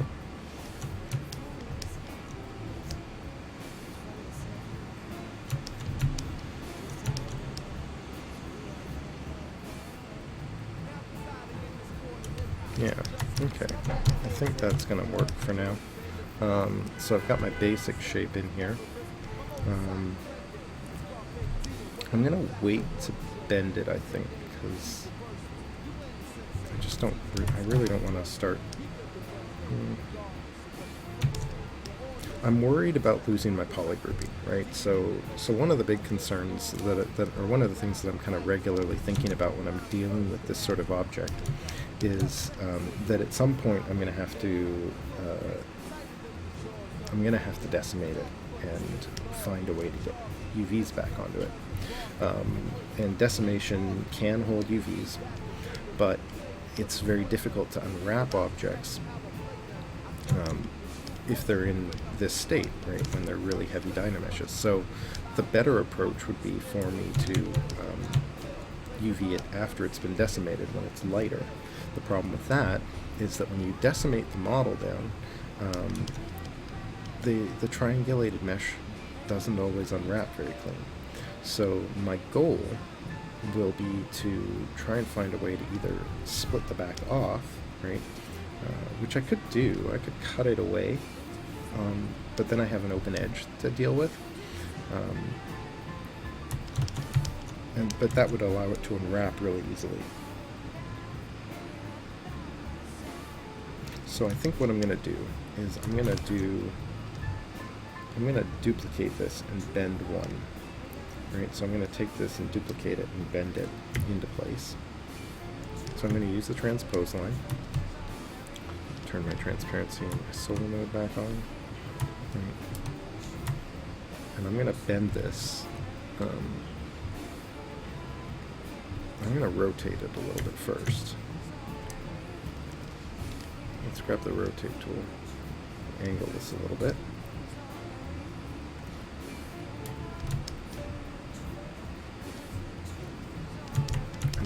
bend it. And again, I'm going to grab that move transpose, I'm going to hold the Alt key, and I'm going to grab that inner red circle and just let that bend down a little. And in fact, I'm going to extend this line way out so that the middle of the circle is here, so that I can do this instead. I think that is going to be a better feeling arc overall. And maybe I'll do a little bit of an arc this way as well, just to lift that side up. So we get sort of an interesting rounded sort of shape. Feels sort of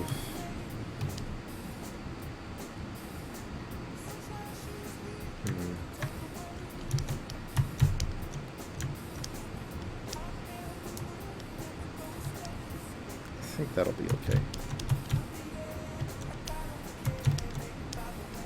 Okay, yeah, I think that's going to be good. So we'll stick with this for now.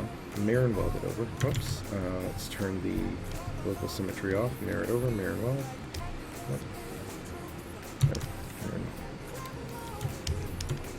So that will give me my base piece.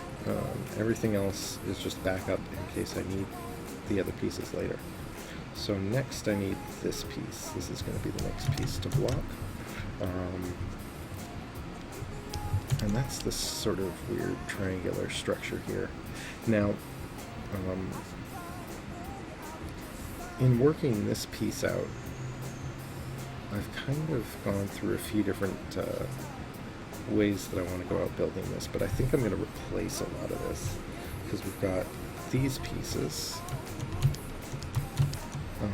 on either end, and they're kind of just suspended. They sit in the middle and allow the structure to expand and contract. Anchored to the plate, I've got this sort of 3-strut piece that holds the bigger plate in place. And I think I have to kind of just design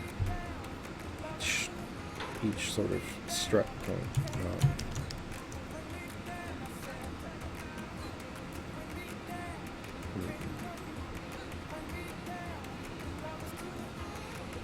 So I think what I'm going to do is just start by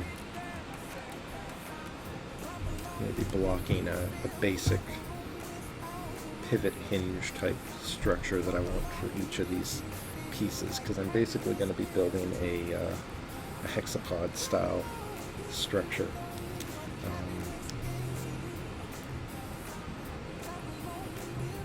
So I think I'm going to ignore this inner shape for now and do append.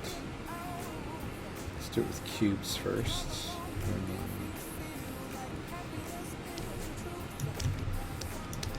Let's cube this just so that I can keep this nice and light. So for those of you that aren't familiar with this, right, basic cube is actually derived from a cylinder.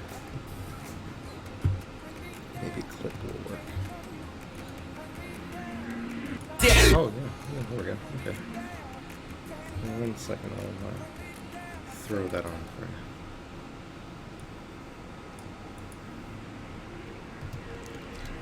So,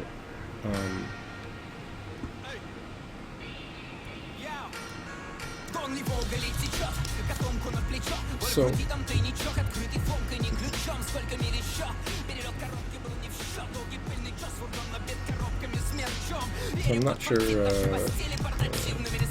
he's saying, but it sounds interesting. So, as you notice, like I was saying, each of these primitive cubes are actually built like a cylinder would be built. So we've got a pole on the top and the bottom, and just have flat sides instead of rounded sides. So with something like this, I'm going to use the initialize cube button, which is new in 407, possibly MP3. I think it's 407 just where I put it. And we get the cube, and then I get the cube that I can move with. I'm just going to use this to lay out my shape.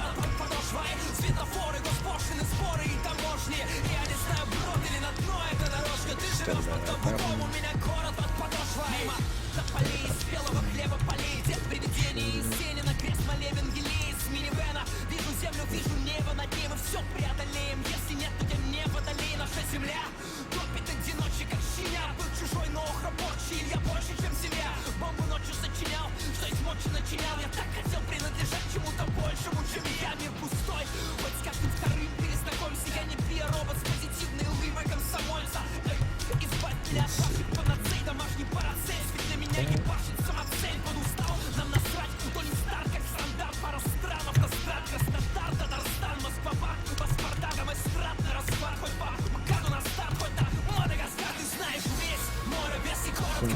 just want to kind of block out a basic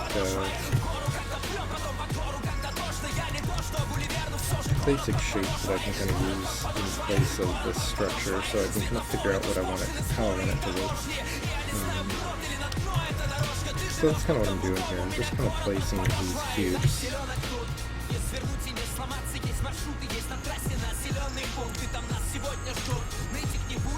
A little bit. Bring that down maybe. And I'm actually going to do myself a little bit of a favor here, and I'm going to grab the other plate off the back here that I pulled. So I'm currently working with this piece, so I need this plate.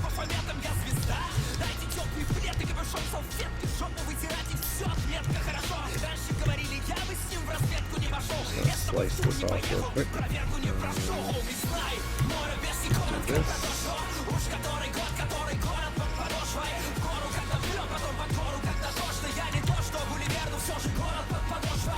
Tapping up to add the bends, double tap out for the sharp angle. Just want to make sure I'm not flipping through the wrong stuff.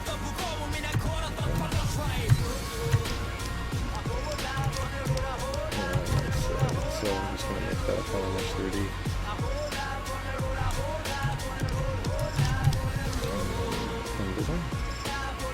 Now I did reposition this so I'm working off the center of the world, so this might not fit perfectly, but let's see. Just move that. Scroll down. Did it not add it in? Where did that piece go? There it is. This one's just a little out of the way. Let's get out of solo mode.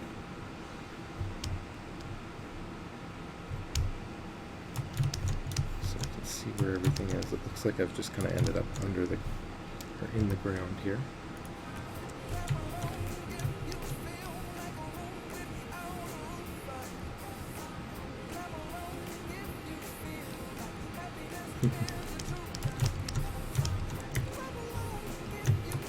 Just going to move this right up into here, right back this way, and I'm just going to place this kind of over the top here. So this was the cut, this was the direction I kind of laid it out. Let's just rotate this like that. Move it into place. And this is again just a guideline for me to know how I'm fitting this to everything. It should be at the right scale.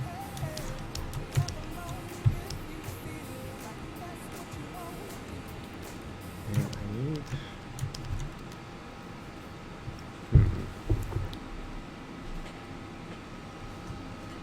I feel like I need, like, maybe I should be laying this out with cylinders instead of cubes. You know? That way I can kind of block out the base structure a little bit more, but I need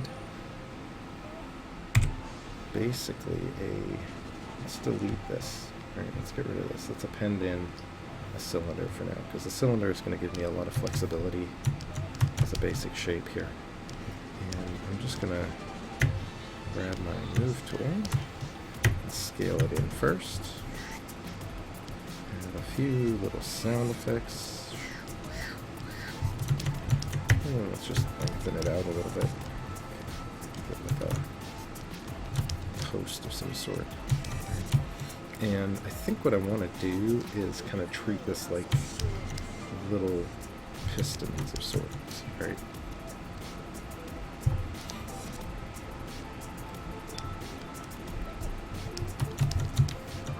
So maybe I'll do a quick control. So again, I've got the transpose line drawn out. I'm going to hold Control and Shift, just drag that up a little bit and scale that in. So now I should have, try the move tool to stretch that out a little bit more. It should fit all the way in. So that's full length. Let's keep it about halfway for now. I'm going to auto group them. So now I've got two pieces. cool. City under the soul. So I'm going to take this and maybe just rotate it around and position it back where I had that other one. And with these sort of hexapod style structures, you tend to end up with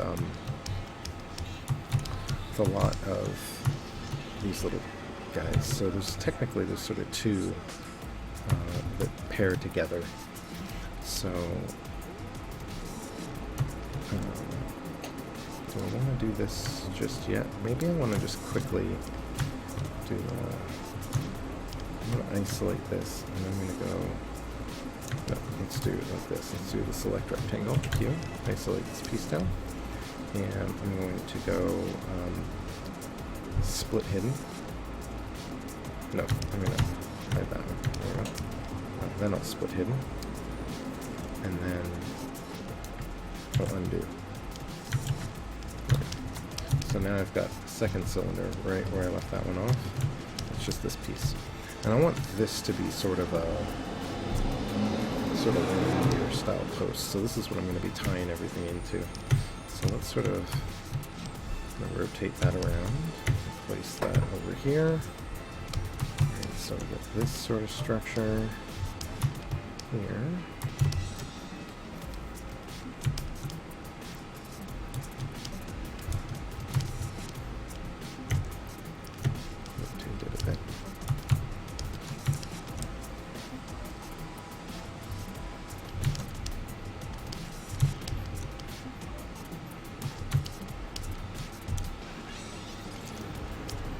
I think that would be a good spot for it to anchor into. I want it to kind of sit more straight though, just in case. Something more along those lines. Maybe I'll aim it right at the edge of that line there, something like that. Yeah. Then, oops, don't want to roll it. Let's use the move tool. Position that out there. New texture in Photoshop or 3D code? I actually, I used to use Photoshop a fair bit. I haven't used Photoshop in a while.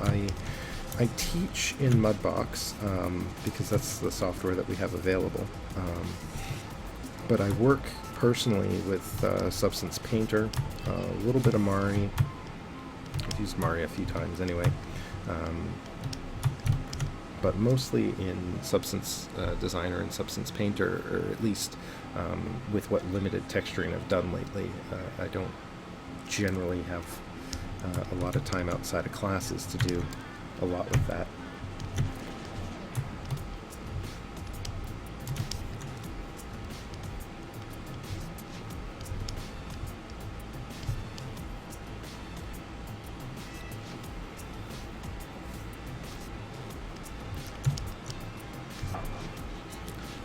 No, I don't generally do any freelance work these days. I just teach and enjoy it quite a lot, and I end up kind of focusing in on that a lot these days. Yeah, educating can be a lot of fun. I'm going to do something along these lines. Let's do another piece here. Rotate this.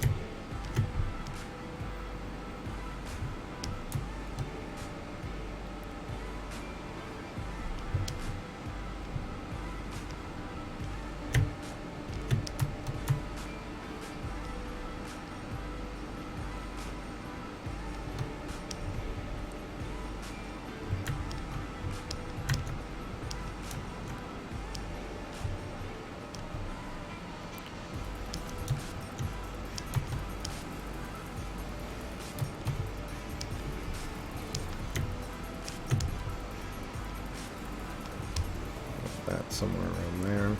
And with each of these, you generally end up with two. So if I'm going to be attaching this somewhere,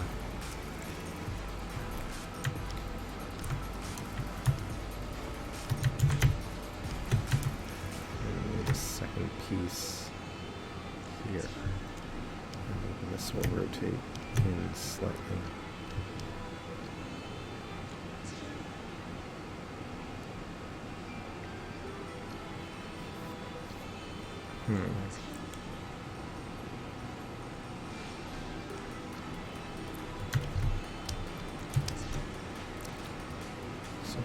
duplicate that.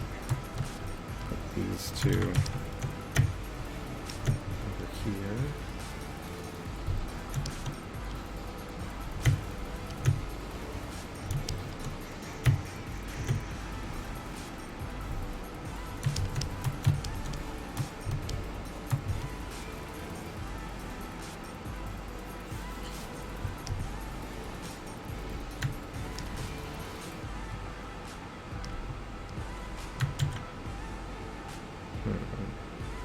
Let's auto group that.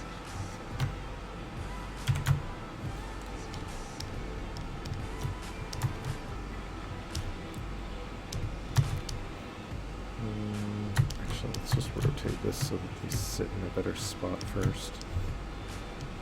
These will sit out here.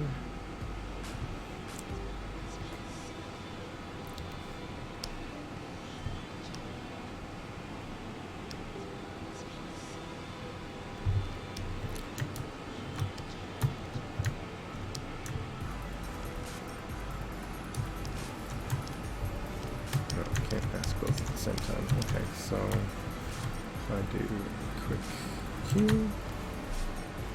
Cheers, have a good one. Thanks for stopping by.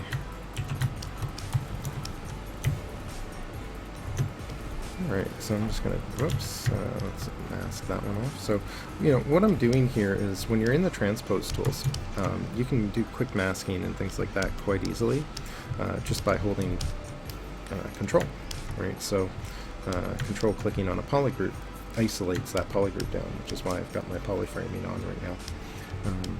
Now I'm using the select rectangle to isolate pieces down so that I can regroup them separately, but I'll probably be doing this along with the auto groups to regroup them separately later on if I need to. So I'm going to do this, mask that out, rotate this down a little, just to get that into a better place, and I need this to sit out just a little further than that one. So this is going to have to anchor out here somewhere, I think, so that they don't collide in this position.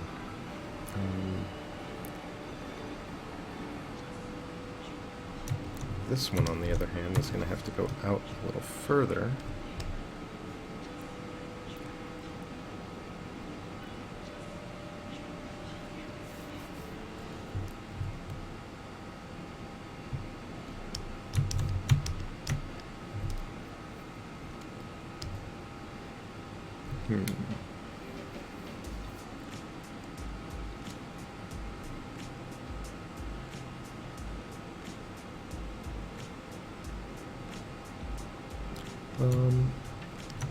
Yeah, I don't actually, I don't have a place for donations, and I don't take them at the moment.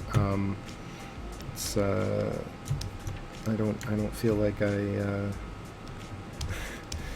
I necessarily need them, and I don't want to have to deal with, you know, setting them up. But you know, I appreciate the offer, and I'm glad you enjoy the show enough that you think it's something you'd like to contribute to.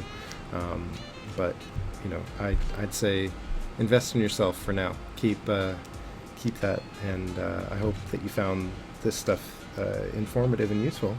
And if you have any questions down the road, don't bother, or don't hesitate. Sorry, don't hesitate to come back at any time, and hopefully I'll be able to help answer any additional questions you may have. Thank you so much. Perhaps someday I'll have some option like that. Just bring this one in a little bit, I think. So I'm working off of the peg here. Yeah, I guess it's a little unusual, isn't it? So I'm working around this peg in the center because I want to kind of attach all of these pivots to it, but I've got to kind of find mounting points for all of this in a bit of a shape. But I'm building around the peg instead of the plate because I'm going to have a lot of different shapes in the plates. So as long as I can attach the peg to it somehow, I should always have the option of how I want to kind of connect it without needing to rebuild this particular piece over and over and over again. So I'm hoping that will work to my advantage. So the last one that I need to do is, let's take this one.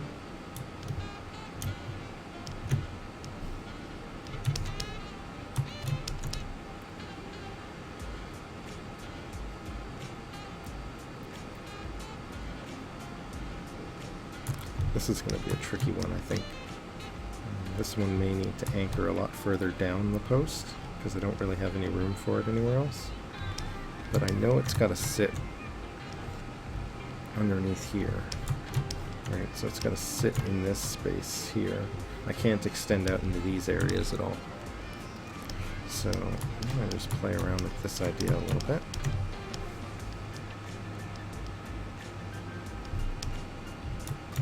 And maybe go back in and regroup these individually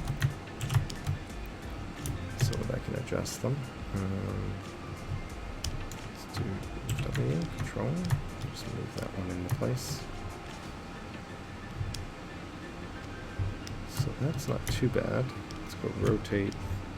Let's place this one on the outside here. And if this is at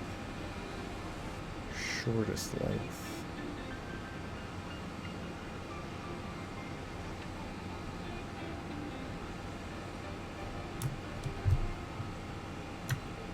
take this one, do the same thing, move this into place as well, so it sits this point, maybe do this on the other side.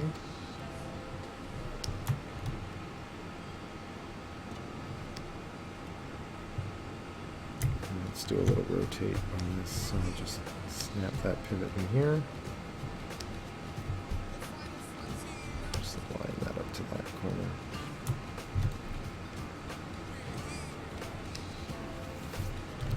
And let's just go back and auto group those again. Tap that.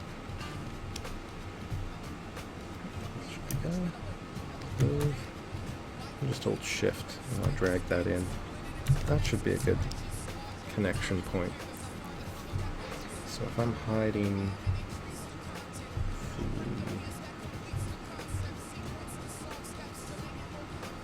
shape, that's what I've got so far.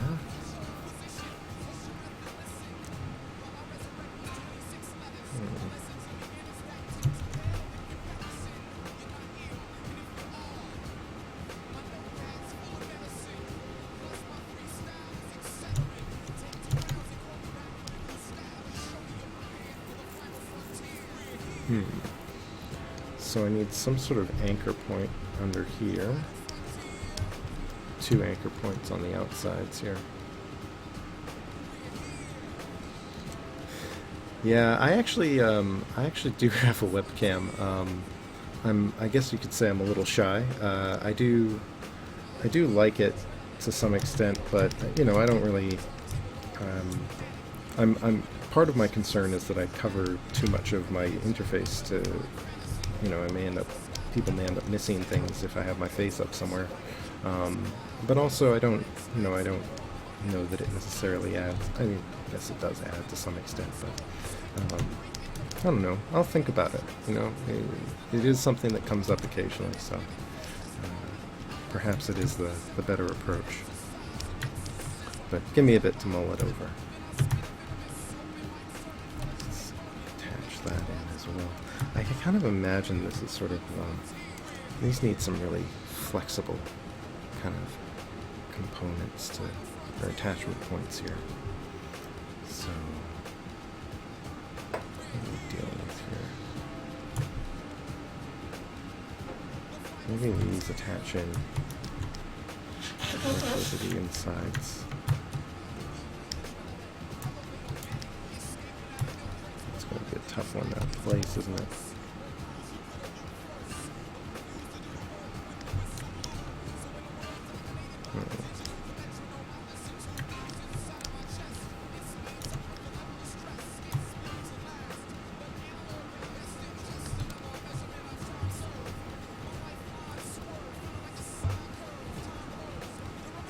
Oh yeah, yeah, I see. He's got a camera on his hand, or on his face and on his hands. Oh, I could see that being neat. Yeah. I need to get a little bit more technical with my layouts and stuff. I don't know. Oh wow, very cool. Well, maybe I'll have to consider it. You know, I do like the idea of building up some viewers. Although, you know, I find that this part just about, you know, me finding some time to work on my stuff and sharing that with people is something that makes it a little bit more interesting for me as well. But yeah, you know, I could see that being something I'd consider for sure. Now I've got to build some sort of bracketing element here, so let's take that cube that I had earlier. No, pen. Let's build a new cube.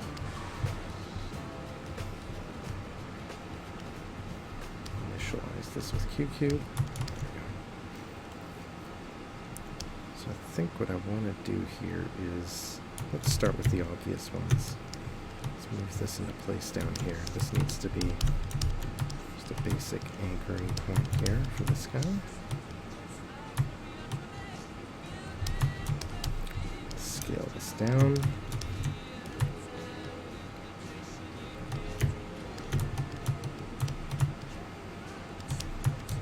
Place that in there somewhere.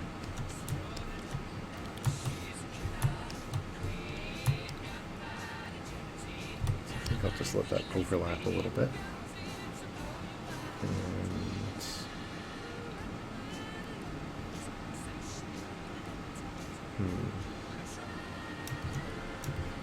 just start with cubes, right? So I'll just duplicate this one up, place it up here, duplicate this one out, place it over here,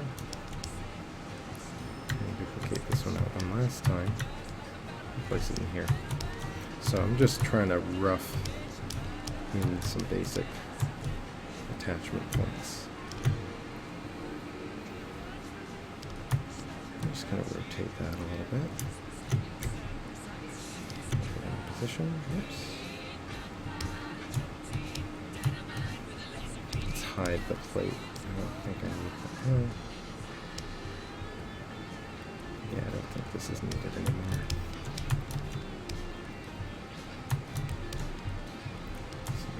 Focus on spanning that out that way.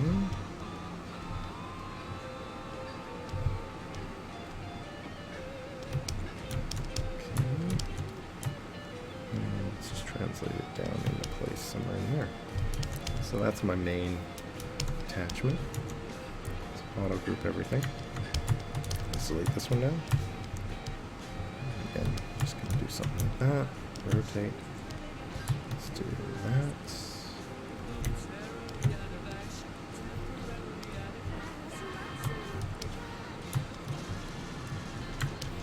Oops. Let's do a group split.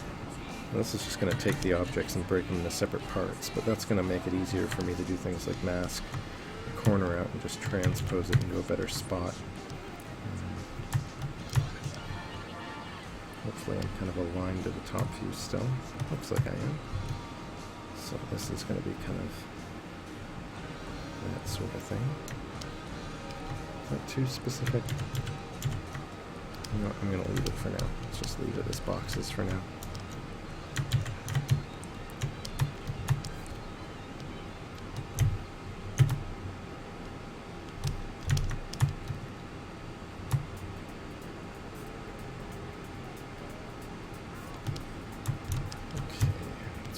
This one.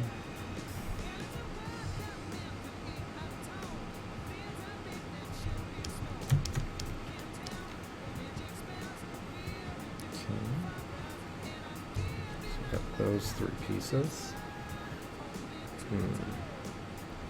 Let's start maybe adding a little bit more structure to some of this stuff. So I'm just going to kind of layer in different ideas as I'm going through this. I'm not quite sure, like I said, exactly how I want this to work.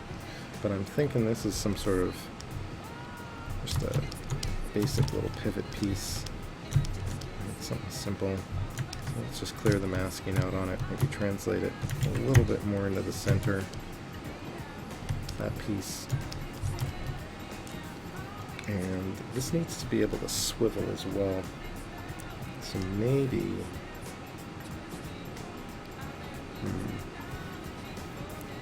Got a lot of little reference things up on my other screen here that I'm kind of staring at and flipping between here. So I've got all these little elements that I'm kind of trying to break down and find different shapes and ideas, right? I think I'm going to go in and do just sort of a big brackety piece here. So let's just start by thinning this down.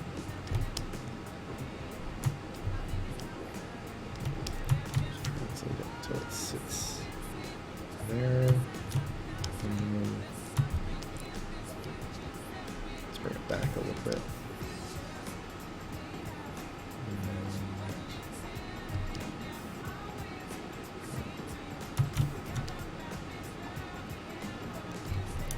Let's just go back into the ZModeler and drop in some edge loops. So, and I could do something simple like a bridge, connected polys.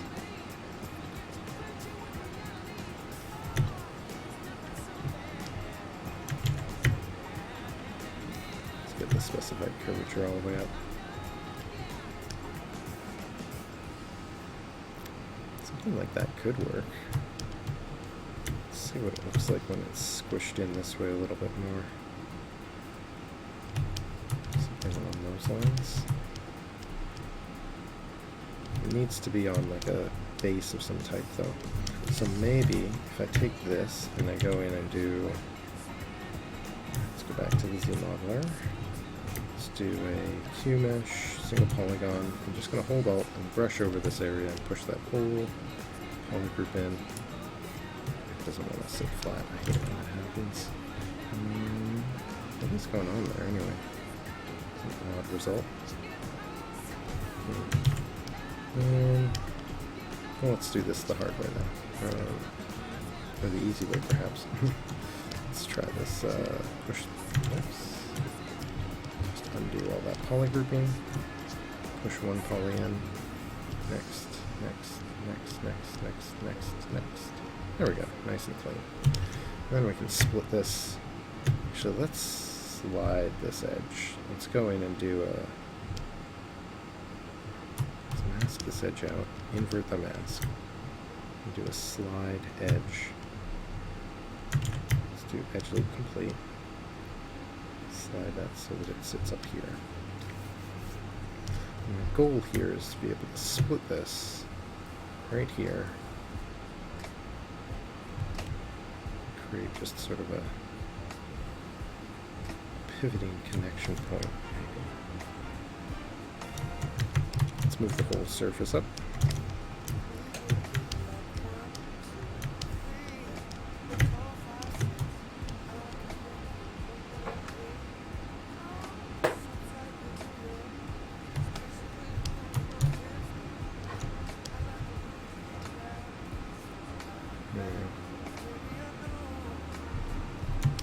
Okay, let's do this. Let's grab the ZModeler again and Q mesh this piece.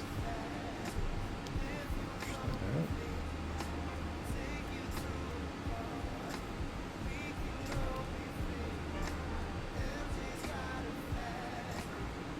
I'm going to take this too. Let's do poly loop Q mesh, and I'm just going to control click and drag that out, and then just build a little ring for that to sit inside of. Let's do that again.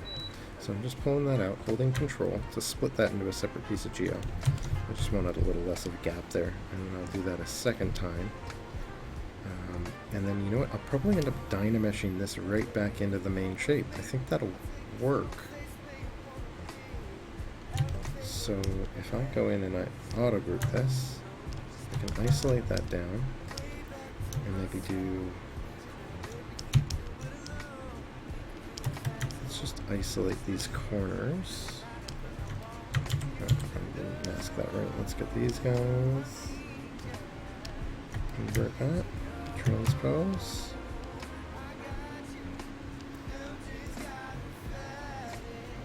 do that? Split hidden. There we go. So I got that little piece there. Thank you, Omos. Just blocking out pieces bit by bit. It's a process. It's a process. I kind of want to go back to this piece and tweak this a little bit, though. Let's see. Let's bring this in. Let's clear that mask out. Bring this in a little. Just using the masking to isolate and move parts around here a bit. So that kind of pivots around. I don't really think it has the right peg though. So I gotta lift the whole thing up a little bit. I gotta bring this up here so that I've got a little bit more space in here for this piece. Let's bring that up. And then let's drop an edge loop through the middle here. So let's go back into ZModeler. Let's get the insert. Drop an edge loop through here, and then Q-mesh that. Oops, let's do Q-mesh a single poly. Push that in. Just let that run around that way. Then, can I split this? Split point. Triangulate center. That might work. Let's see if I can do that. See if that'll work. So if I do this, create that peg, tap here, oops. Just tapping to repeat the last shape, and then I'll go Q-mesh, polygroup island, and just push that through. I did an okay job. I mean, this is weird because the topo doesn't quite line up correctly because I shifted that bottom edge around. But I might be able to work with that well enough that I can kind of reshape it the way I need to. So, you know, ultimately I'm only concerned with how this sort of looks at the end here. So, let's see if I can kind of clean up this shape here. So if I can move this. W. Just transpose this around. See if I can round that shape out a little by eye.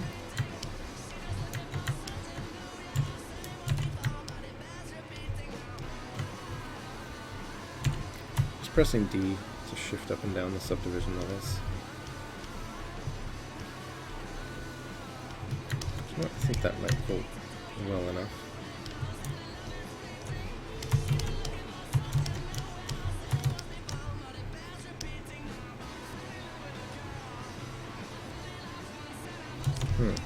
Okay, let's move this one into place.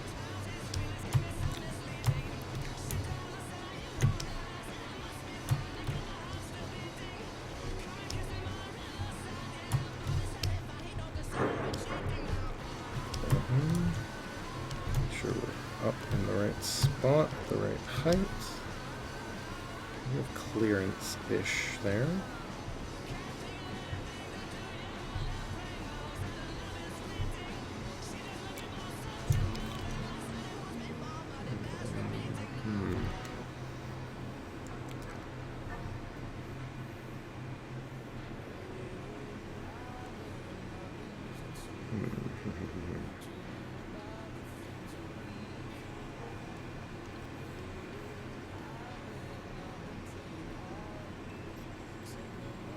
This is the tricky part because this pivot in here needs the most flexibility. So if I do, so this can pivot that way and that way, which is fine.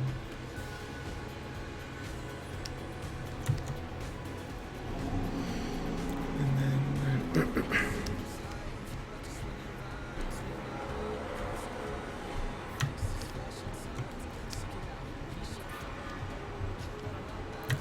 do this one still.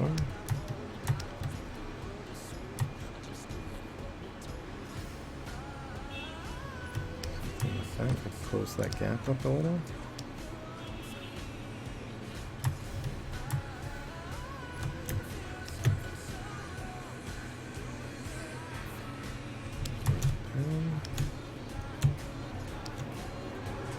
I'm going to shorten this all.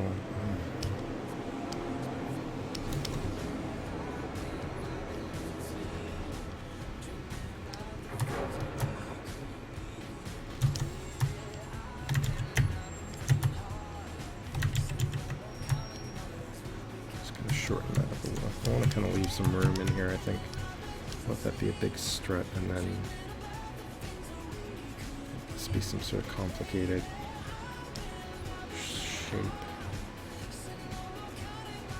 So if we did that, and then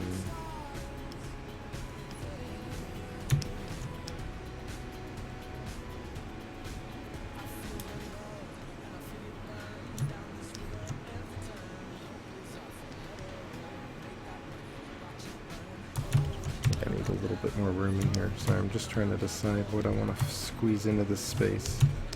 I think that's going to be the thing to go with right there. So how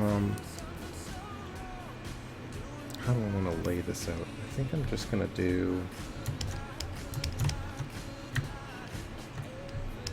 just a duplicate of this piece, and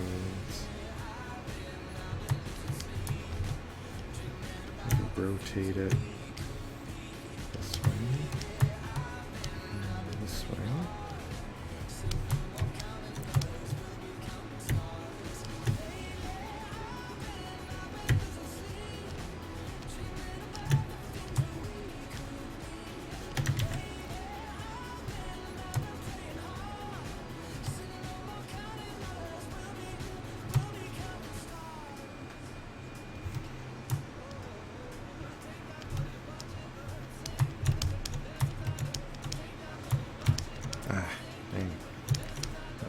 Not straight.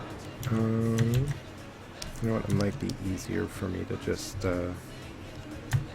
split this off.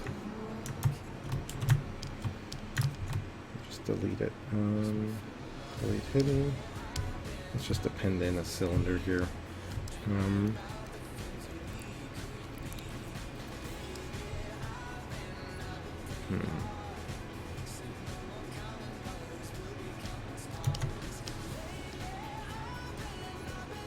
Let's build this separately. Let's hide everything for a second. Let's append the cylinder. So, I don't know exactly what I want to build yet, but I know I gotta watch the shape of it. So I'm just gonna block it separately here. Let's see if I can find what I'm looking for here. So, sort of this shape. Maybe a Q cylinder of some sort. Maybe this will work a little better. I always find myself disliking the Q cylinders. You know what? Let's try it. It's small, but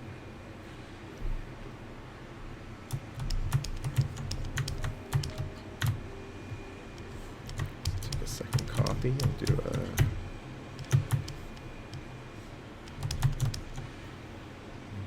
rotation.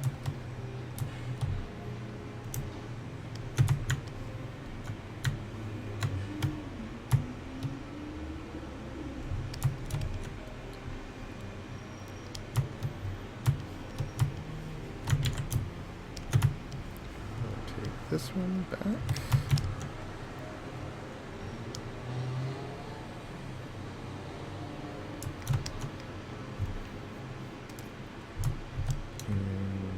Going to get rid of the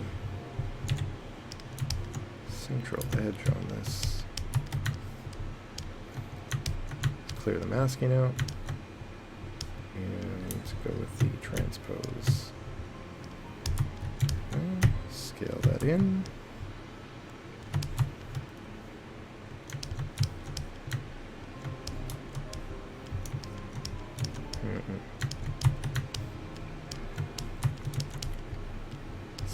pivot. Scale it out a little.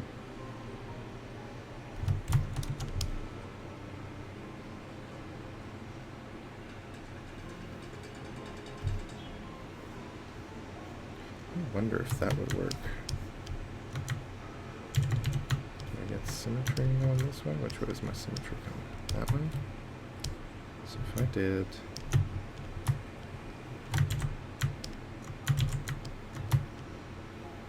that to that piece,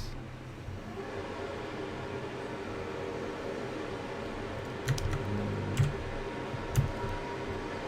maybe a split point here.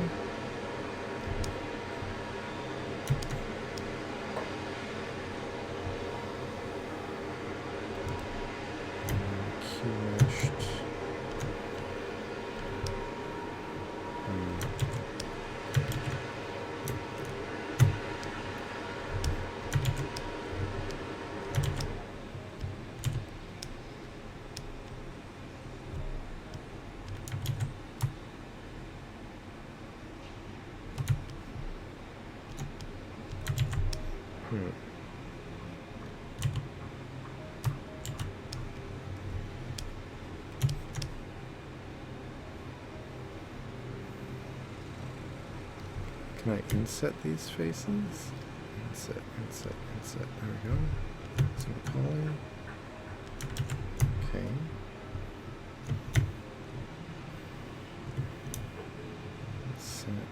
Inset region.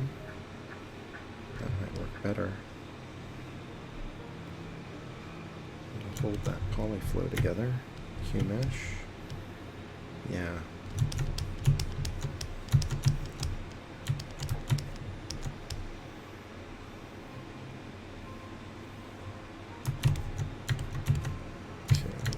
This piece, transpose this one around.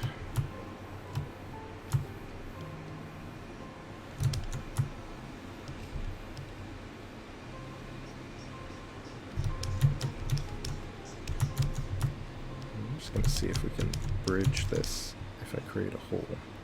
This might work actually quite nicely. So if I go in and do a delete, oh, not like that though.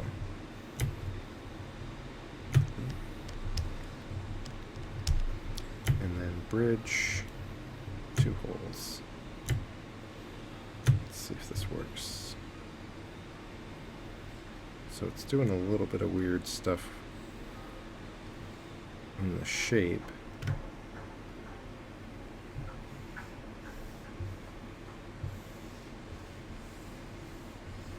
But with a light enough geo in between, it does connect it okay.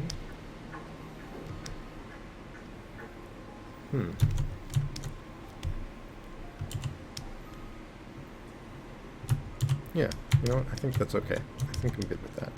So let's take that, split this point, split it again, Hue mesh, concrete bound, push that in just a bit.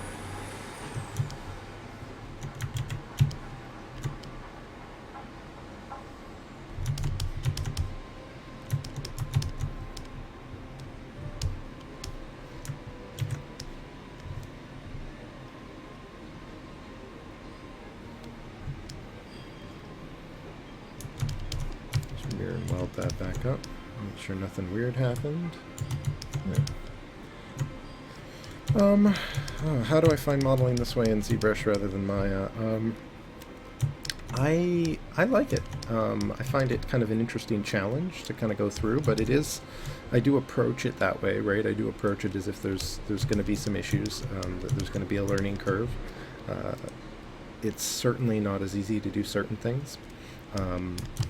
And I find myself falling back on more traditional ZBrush hard surface methods like high poly dynamesh, booleaning, and things like that. But there's some things that I'm finding it does decently. I'm trying to get faster at some of these tools and how they work, but it's tricky, right? It's not like it's built for this. Well, I mean, it kind of is, but I hope that there's still more that they do to refine some of these tools down. Certain things like just the way bevel works, for example. In order for me to do certain things like create nice rounded bevels, it's like 2 or 3 extra steps. They don't always work the way I want. Some of the auto topo works nicely, some of it doesn't. Right, so there's just these little issues here and there. I'm trying to crease edges, not Q-mesh them. Just want to make sure I didn't do any damage there. I'm just going to throw some creasing on this geo.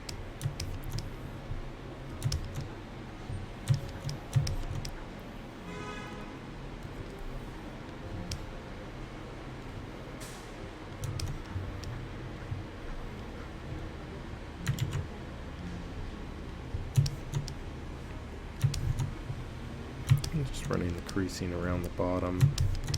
Right. I do find like you really want to kind of take advantage with these tools of all the different features inside of ZBrush, not just the ZModeler tools, because you do miss out on a lot of the stronger elements, especially in hard surface. So I'm just using the divide option, the dynamic subdiv option, to check out what my mesh will look like with a couple subdivs on it. And of course I'm going around throwing on, I think I'm doing the wrong edges here, throwing on some creasing around this mesh as well, just to help it hold that mechanical shape.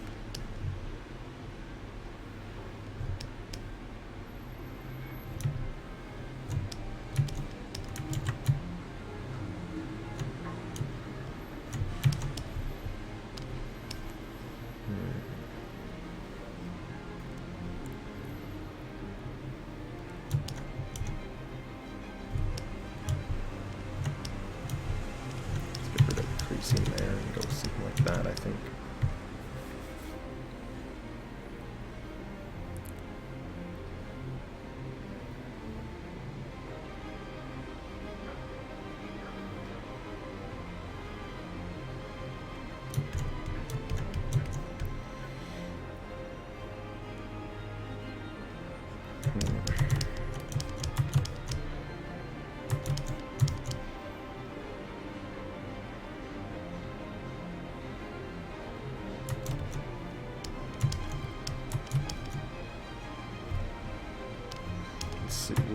Where else can I deal with some additional detailing? See, this is a little unfortunate that I brought this edge in here the way that I did. Giving this a little bit of buffer space would have been nice. I wonder if I can slide the edge loop down. Not bad. I mean, it's not great, but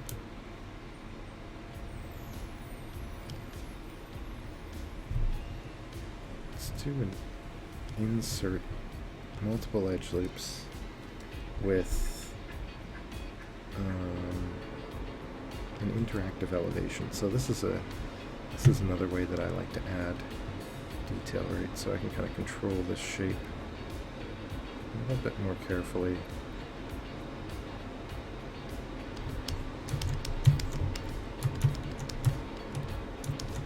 I think that'll work. I like that better. That seems to...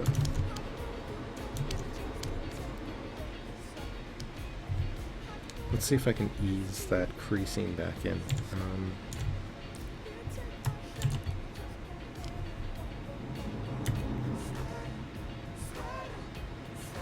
Actually, let's do bevel... Oh, was there a...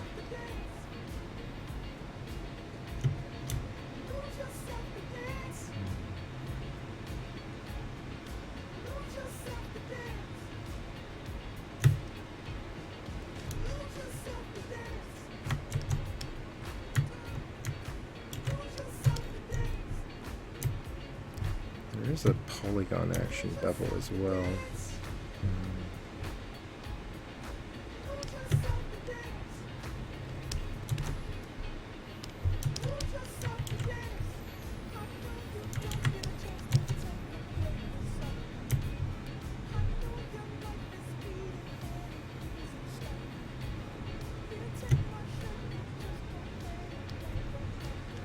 It's a little bit more individualized than I wanted that to be. If I get rid of the I can either run the creasing further up the mesh. Let's do crease.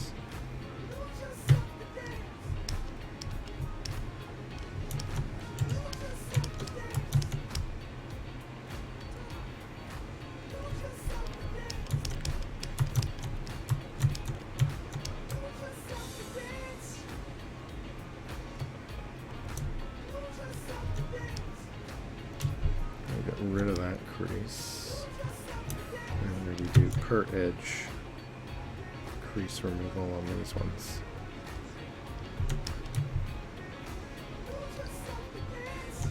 Yeah, I think that's... You know, I'm going to bevel the top edges, so we sort of split into a bevel going around the outside edge there. I think that'll work. I'm just going to remove the creasing.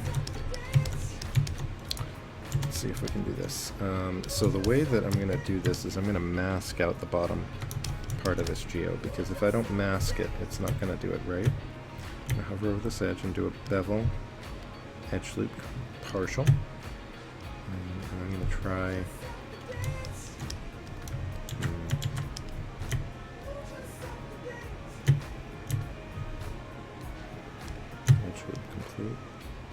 It does work, sort of.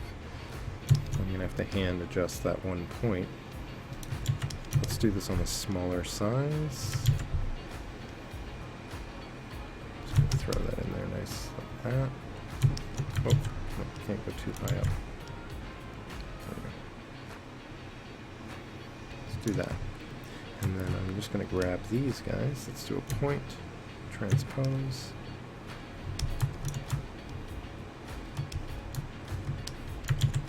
Do translate it this way in just a bit. Oops.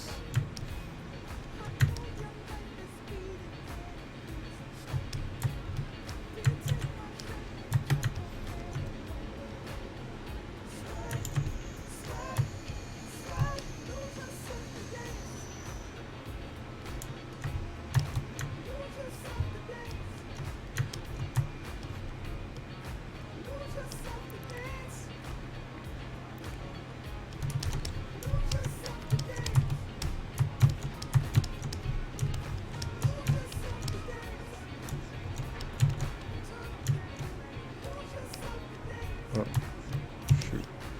Oh, I didn't think of that now, did I? Been moving both edges at the same time. That's okay. Let's just undo. Enough of this that kind of resets. Alright, let's bring back in. And I might even be able to do a slide points. That might be the easiest. Let's do a slide point by brush radius.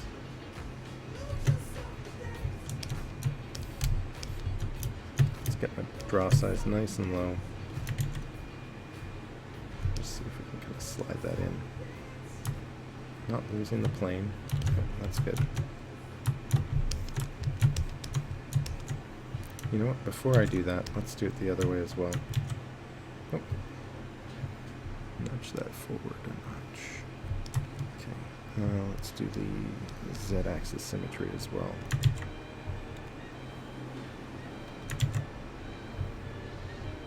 There we go.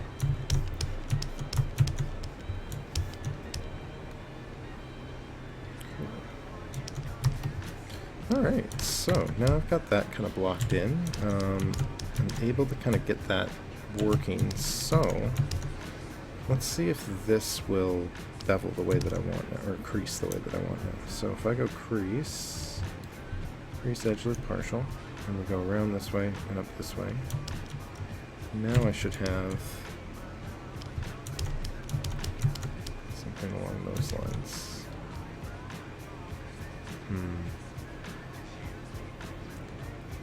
You know what? I hate to say it, but I think think this is going to have to go back, and I'm going to have to split that all the way down because that just did not work well on its own. I'm going to mask the bottom edge and do a bevel edge loop complete. Can I bevel from here?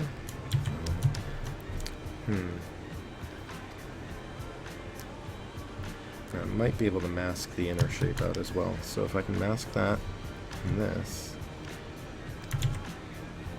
that's where I wanted to do it. Alright, cool. So that forces that up that way. Let's do this. Let's do a little creasing or masking on the inside, right? So mask those out. Mask the center out. Right? This will keep the bevel from going the wrong way.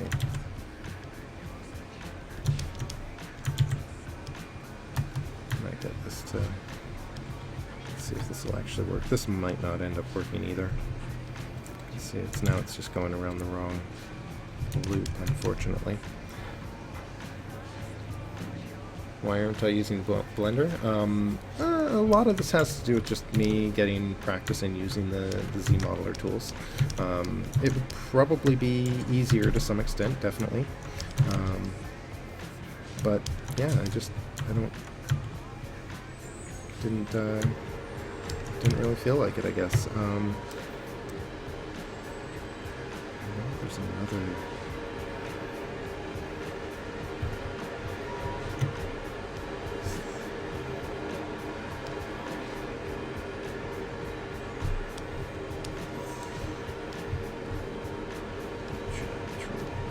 Sorry, I just need to check to see if there's anything under edge loops that would work with this. Because there is stuff that works with creasing. There's the bevel. Bevel creased edges. Maybe that'll be what I'll do. I'm going to clear out all of my creases. And I'm going to crease this edge. So this is kind of the kind of one of those things about ZBrush that's kind of interesting, is you always have to keep in mind the myriad of different tools that are available, at least if you want to be solving problems with this tool set. So the more you work with it, the easier it's going to be to kind of get in here and use this. And one of the things that I know is that there's this bevel option in the creasing menu, and what this does, if you hover over it, you can see it says bevel creased edges. Now, creasing edges can be done from the crease menu based on angle, based on polygrouping, and all sorts of stuff like that. But I can also go in and crease by hand. So I want to crease this edge up and around and over the top, right? I'm going to bevel that whole section out. And then I can hit the bevel, and it's just going to push that bevel through that mesh. Now, the settings for this are going to need to be different. Let's bring the bevel width down. And you can see it instantly previews this, or maybe that's not a preview, I'm not even sure. Yeah. I can turn on proportional width and let it kind of maintain the width a little bit more consistently, which I do like. And I can add edge loops to it as well, right? So I can let it come in a little heavier. And that might help hold the shape together too, so I do like that idea. But I'm going to crank that bevel up and see if I can kind of find a sweet spot for it, where I like it. And I think that's going to have to do. Any additional issues that I might have may need to be done through QMeshing. So I'm going to go QMesh, and I'm just going to grab this outer section here and just push this out while holding Shift to create a little bit more shape there. I think that'll work out a little bit for me. Last but not least, I do have a slide points. Maybe I can use this to nudge these into a better space. Not really. Let's try transpose.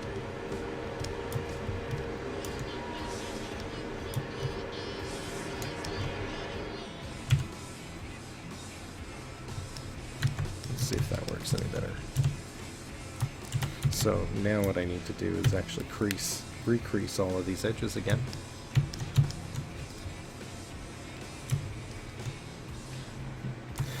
Artists do things differently. It's you know, I find it you know, for me, I really, part of this is my own, you know, personal bias too, right? I grew up in soft image, and I was kind of sad when that tool no longer was being developed.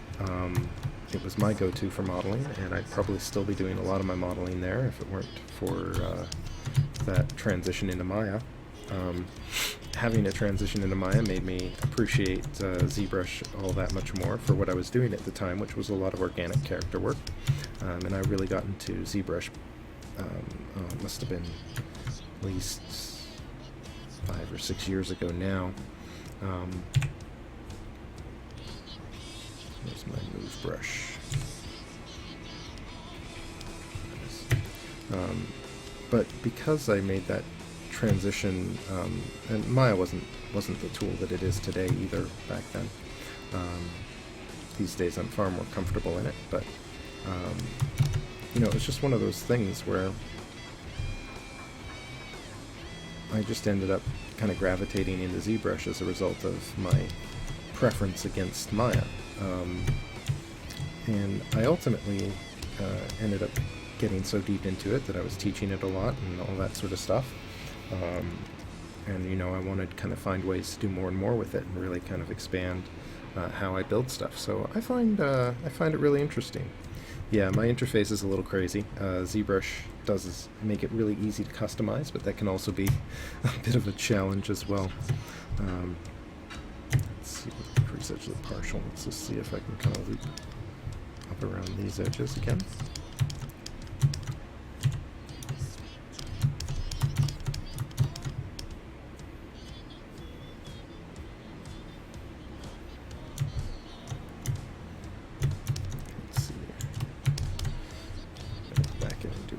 Edges again.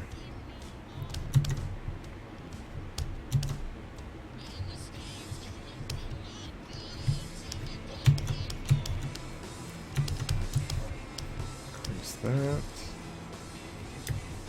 Let's increase these edges here, here. Let's see how that looks. I think I want to kind of just go in and remove. Oops. Creasing right up till around there, I think. So I got missed an edge there.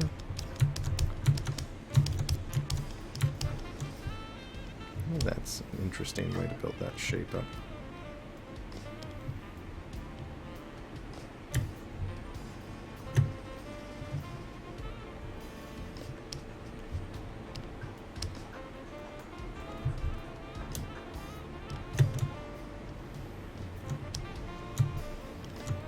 I like that better. Yeah, I think I'm going to go with that.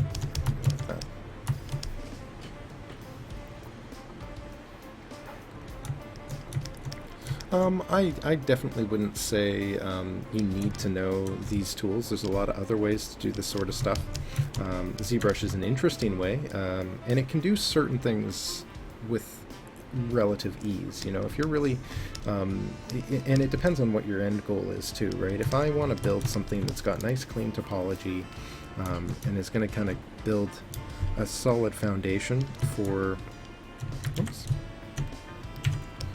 and it's going to build sort of a solid foundation for something for me to sculpt on later on and add some detail to, or what have you, I would definitely think more about using more traditional tools, right? You end up in a lot of rebuilding or retopo, or you know, you got to do a lot of additional work if you're going to block in ZBrush. But if you're designing stuff up, which is in part what I'm doing here, right? From a design perspective, ZBrush has a lot to offer in terms of iteration, in terms of flexibility. If you're doing things that require or benefit from booliening as well, you can create some interesting results. So as I work my way out of this state, I'm probably going to transition into something a little bit different with this. And you know, that's going to require some boolings and some additional. Sorry, just losing my train of thought here. It's going to require some additional attention in certain areas, and I'm going to quickly just punch this through. Let's inset this first. Sorry. Whoa. Set that a little bit. Humish. Just push that right there. But you know, if you like to build in that, like especially if you're building for game assets where you need to build that low poly at some point anyway, the structure of the high poly becomes less and less important. You know, if you're building for film or visual effects or something, it might make more sense to kind of dive right into those tools. But especially if you're designing too, right? You get a lot of flexibility from the design tools here. But for me, you know, it's a finishing process too. So I've got this, right? And this is kind of, let's turn all that off for a second. So this is sort of my shape so far, right? The shape that I've kind of come up with. I'm going to take the dynamic subdiv and I'm going to smooth this out a lot and go into a Dynamesh stage with it, right? So it's going to need some cleaning. There's a little pinch there from the creased edge. Maybe I can play with the edge creasing a little bit more. I kind of like that after all. I didn't like it at first, but I think I'm going to keep it like that. Just make sure that I'm creasing all the important edges here as well.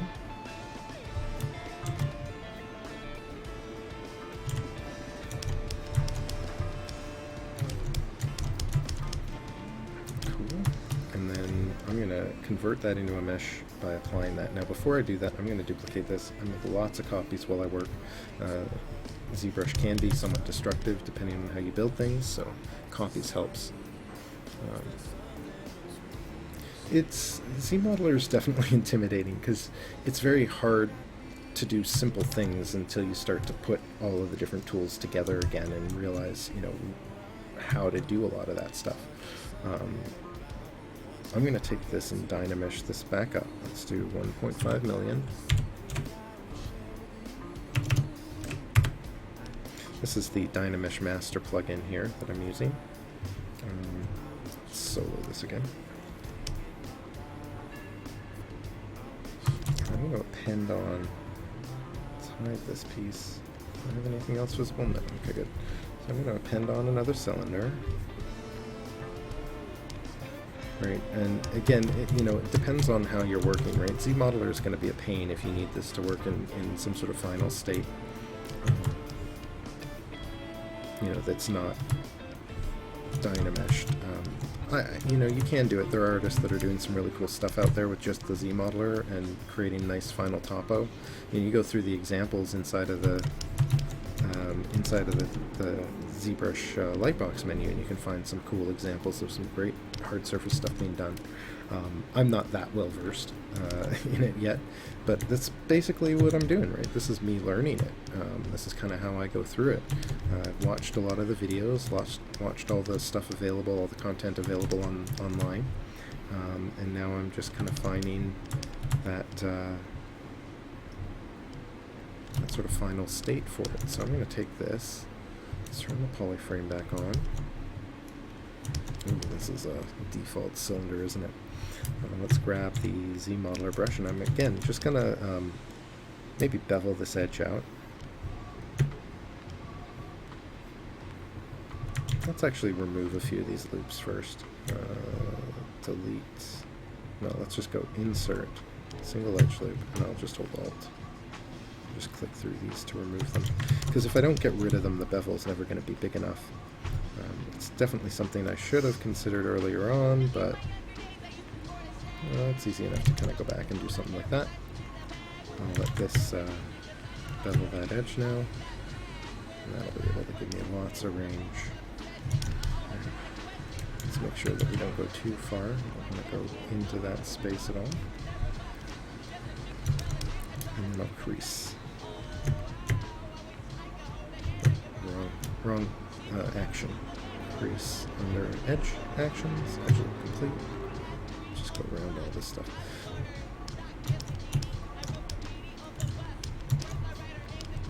So that's the divided plate. Yep, I think that's going to do. Let's merge it down. right? So I'm going to move this up so they're adjacent. They're already in merge states by default, so these little circles are our Boolean features. And I'm just going to merge it down, and of course merge down is, oh, of course I screwed this up. I gotta, I might be able to divide this without issue. No, not gonna work.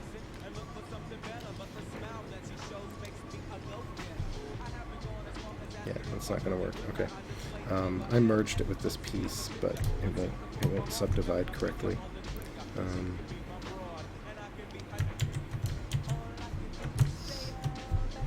So I got to split it back out again. Sorry about that. Subtool, split hidden. Right, so we're just moving these around, and then I'll divide this physically. Right, I forgot to convert it to Final Geo. You want to make sure that this mesh is smooth before you go in and do anything like that, right? Solo this, make sure it's separated. Is this my Dynamesh version? This is the original, right?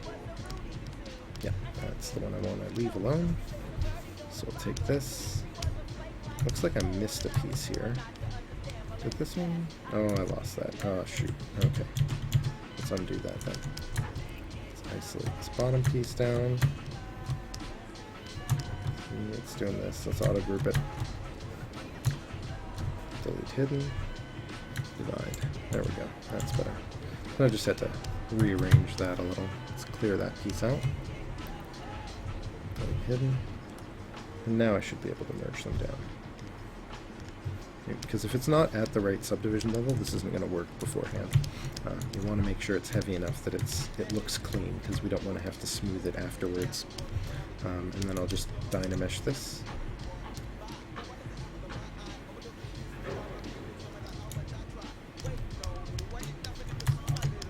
Now that's one piece. And I can smooth out edges and, you know, or run like a polish on it or something like that to try and adjust the way it looks, right? So we've got a few deformation options. I could do a polish. Let's see if that kind of smooths out the edges a little. It's a little too much, a little bit more than I wanted. Let's do a tiny amount of polish. Just make it feel like it's all kind of welded in one piece like that. Cool. And I think I wanted to cut away a little shape here, so let's do, let's append a sphere ender. This is an interesting one. The sphere ender primitive is kind of a neat one. It's got sort of these rounded ends, but this doesn't have the settings that I want by default, so I'm going to delete this. I just appended it, but whatever. Let's go back up to the top menu here, our main tool menu, and just grab the sphere ender here so that I can manipulate its settings before I bring it into my other scene. So I'm just going to bring up the radius. Maybe 50%. 50. And just round that out a little bit more. Let's go 75. And I think that should be good. Maybe I could do a little bit more on the radius.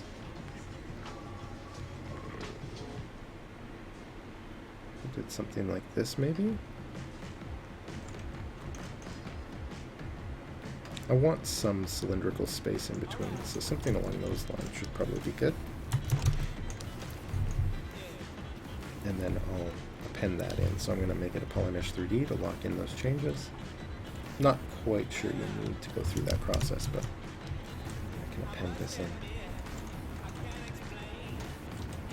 This piece, I think, is a leftover from the previous piece as well, so I'm just going to remove that.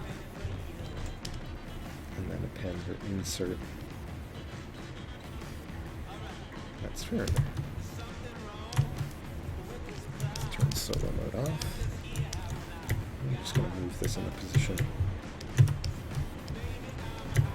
Scale it down a lot.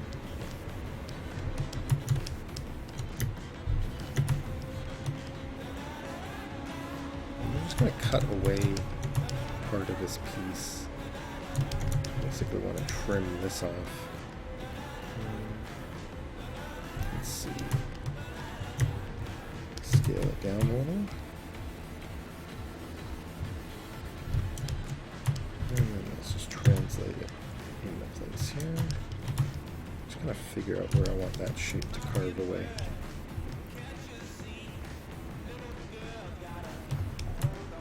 I want to avoid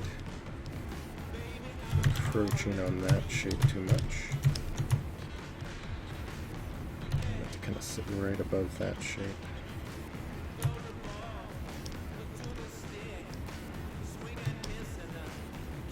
Let's see how that looks. So can I do a mirrored weld? Yeah, perfect. So that'll work. Get it all mirrored over. And then I'm going to boolean this away, so I do need to divide it. And smooth that shape out. And then I'll take this one, set this to subtract, right? So this is my subtract boolean. Merge it down, and then dynamesh this thing again. Now, if it's not subtracting it correctly, that's something that I'm going to have to figure out. Oh, it looks like it did it. No problems.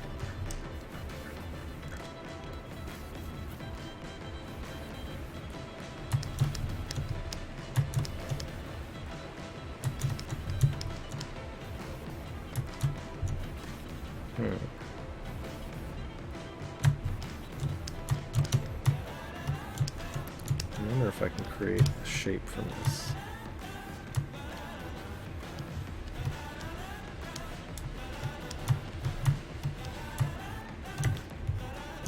Just try moving it in. Let's see what we can do with this. So this gave me a poly group. It's a little jagged, but I might be able to smooth the groups out here. So I'm going to go back into my smooth brushes. I think I've grabbed the smooth crease brush or smooth border brush. Smooth. I may have lost it when I reset my brushes. Yeah. Okay, let's just dig around in the light box here for a sec. Smooth groups. I'm actually going to turn my mask by poly groups on. And then I'm just going to go in with my shift key and brush this in so that edge smooths out for me nicely. Right, so the mask by polygroups is keeping the edge sharpness contained. The smooth is just hitting that group.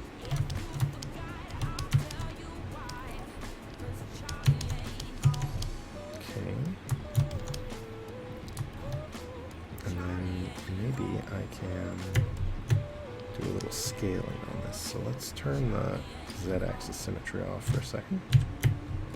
Go in and do a transpose. Control tap on that. There we go.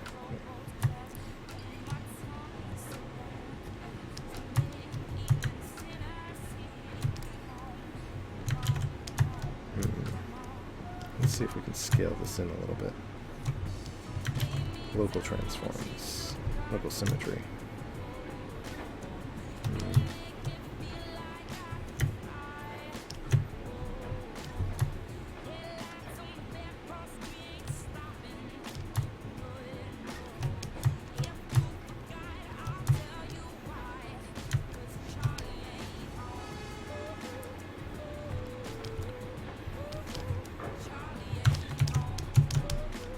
I don't think I needed all of that.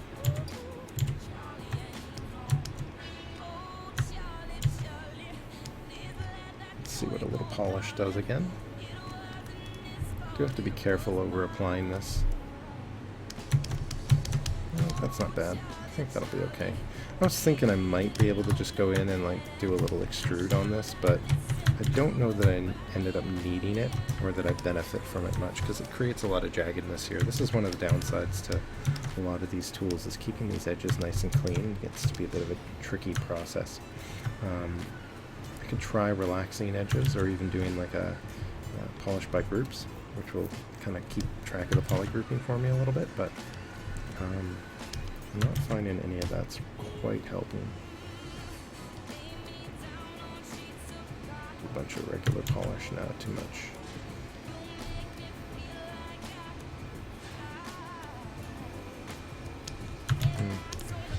see what the clay polish does for me. I always like to try these just to see if they give me a little bit. It's not bad. No, that'll work nicely, I think. So.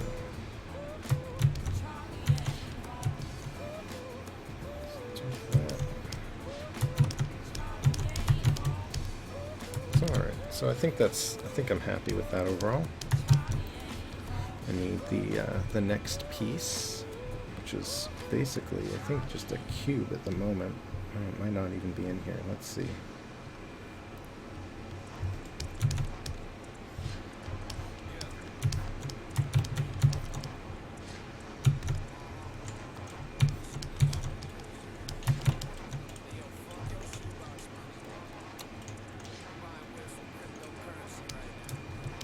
So I think what I want to do is create an attachment point off of this piece. So this is going to come in handy, right? This duplicate that I made earlier, because I need to rebuild from this to create the next part. So I'm going to go back in and do a little poly frame and bring the poly count down again. And I'm going to grab, I want to get this whole, no, just the outer loop. So let's grab the ZModeler and do a Q-mesh polygroup island. And I'm just going to pull this out and hold control. And that'll create a separate piece of geo for me. So let's just bring that, really just subtly off the surface here. And then I'll thicken that out. And that's going to be my proper anchor, right? So that's too thick, but that's the idea, right? So that's going to be my attachment.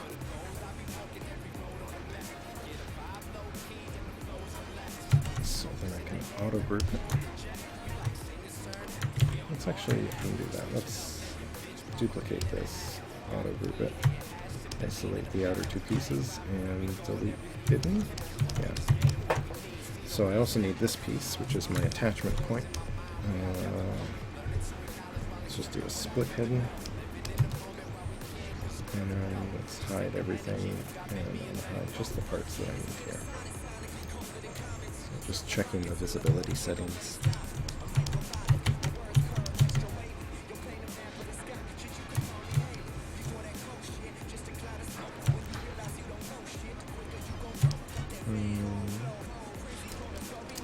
I want to do this one more time, just looking at some of this reference.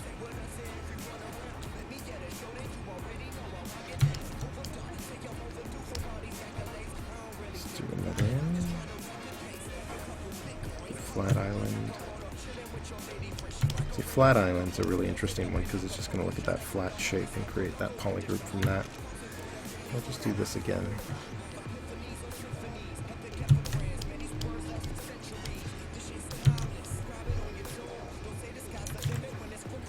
And then I'll do a poly loop. Just bring this in a little bit. Can I do this with this as well? Polygroup island?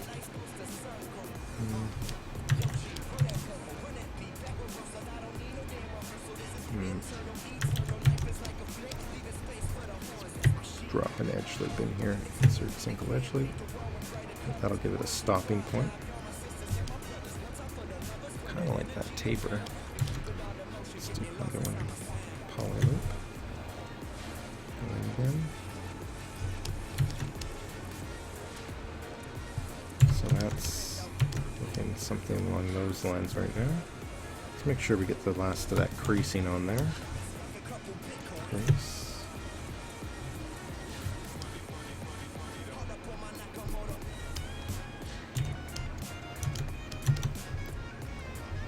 Cool.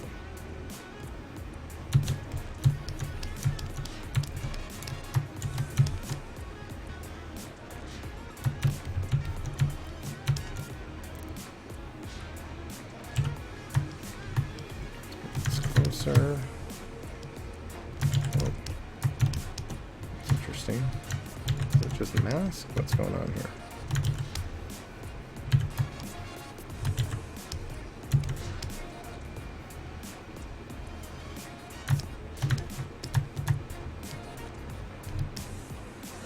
That's unusual. Control W. Oh, it's the mask by polygroups. Gotta be careful when you turn those settings on. Alright, so got that. Let's do a little bit of shaping for the top here. Oh, you know what would be interesting to experiment with would be the rounded top shapes that I have available to me here. So what I'm going to do is go into ZModeler again. I think this is a tool that I can use here. So let's go in.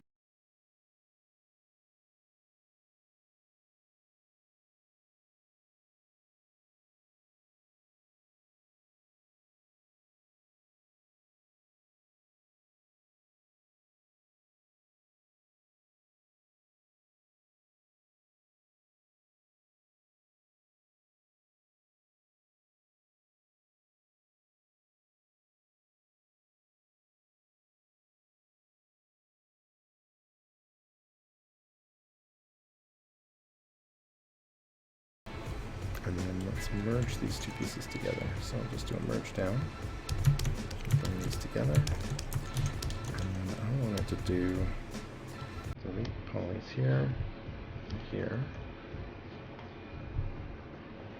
and then I'll do a edge action bridge, 2 holes,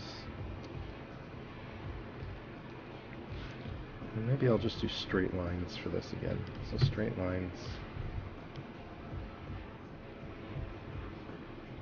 I'm getting some shape here.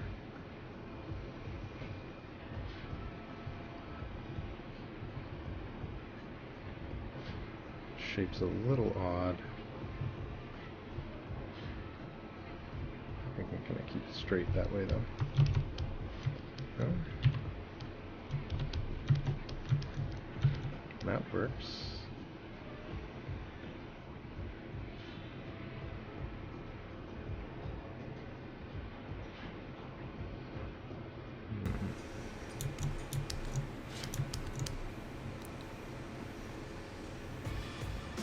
And then, let's see how I want to do this one. Let's do Q-mesh.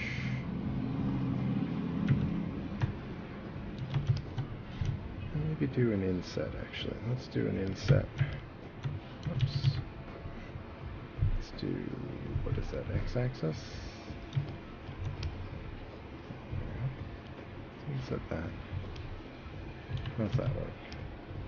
Not too awkward, I hope. And then Q-mesh, poly island out.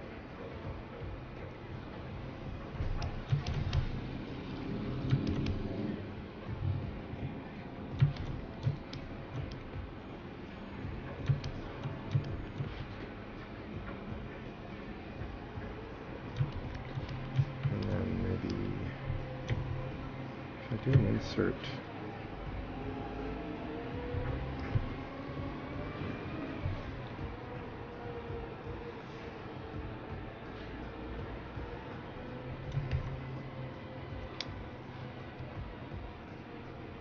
Do something like this here.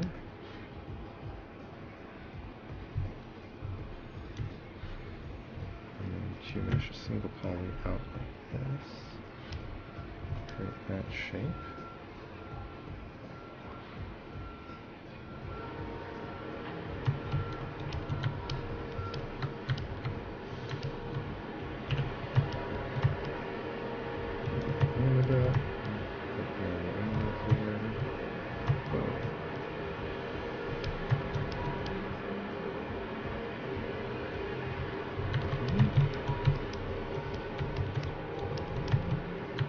This line too.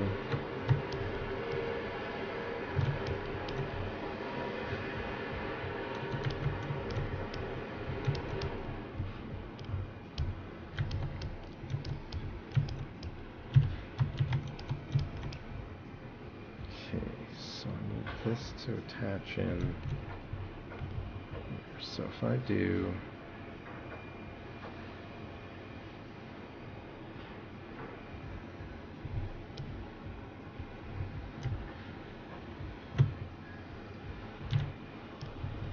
trying to think of different ways I could run edge loops through here to connect this up, because I have to bridge again between these two sections as well.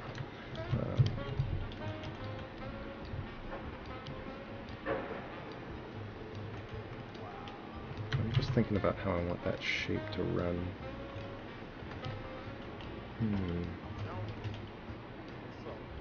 Let's just drop this in here, somewhere around that angle. Mesh that out.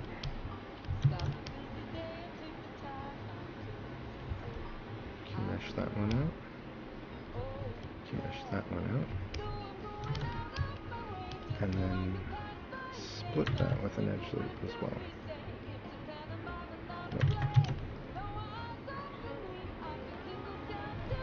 Okay, and then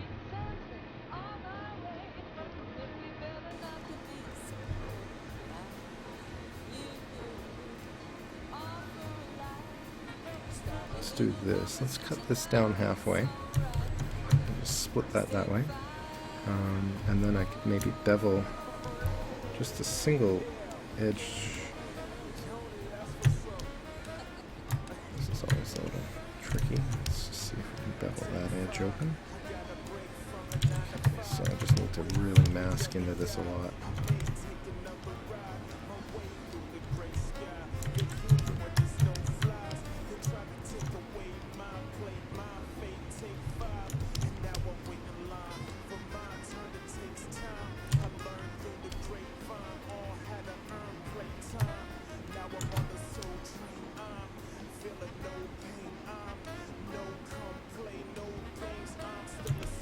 Okay, if I go in and add another edge loop through here, insert single edge loop, drop that, oops, drop that in there.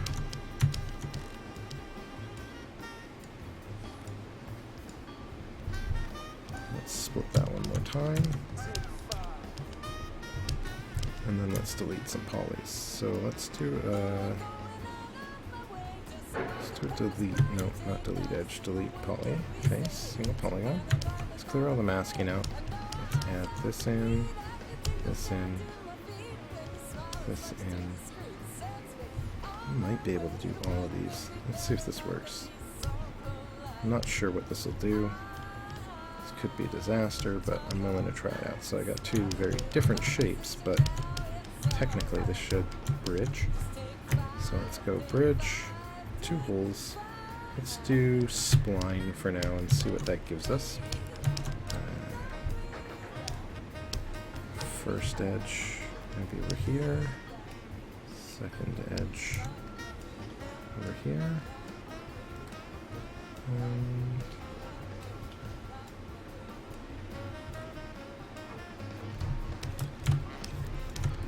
interesting.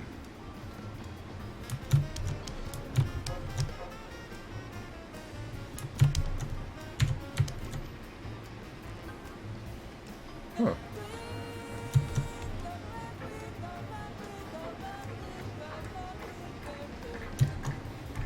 So it looks a little odd and soft at the moment, but I think I can make that work. Now I might want to play around with different shapes, so I'm going to undo and play around with different ideas for the shapes here. Let's see what arcs do.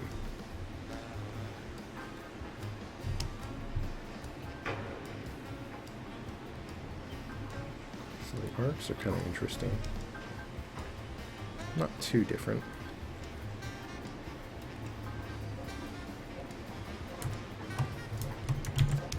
Let's see what the round corners, arcs and line actually, let's try that. Make sure I'm not doing anything with my edge actions. So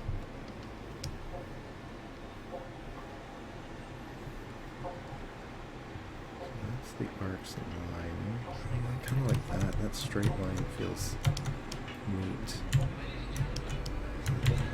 Odd there though.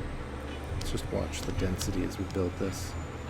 So again, these two edges. These two edges.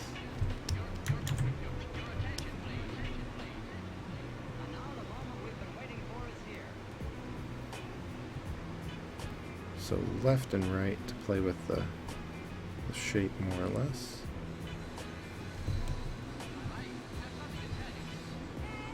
That didn't turn out correct. Oh, I lost the delete.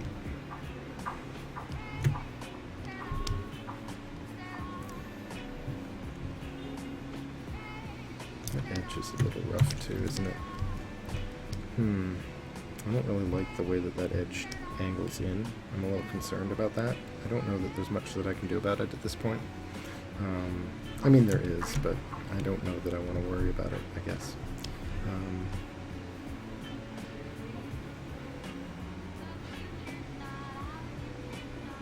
I think that'll work though. Give me some straight edges, not too heavy. I'll probably end up adjusting this area. That. Oops. Just gonna adjust that shape a little bit. But I think that'll work.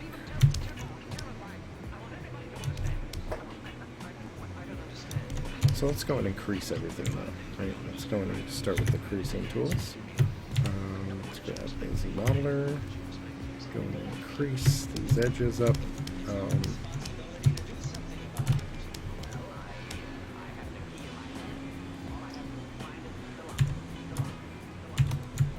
So I need to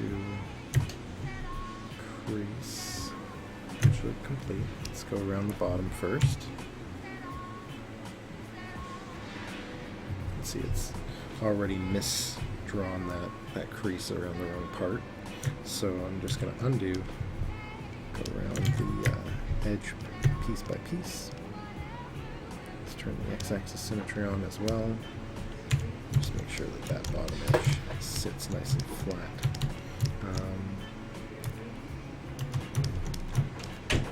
Now I think what I want to do is kind of sharpen up all attachment points. Let's see how that looks. Like that.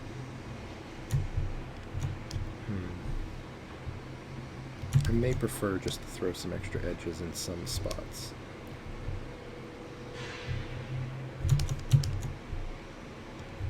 Oops.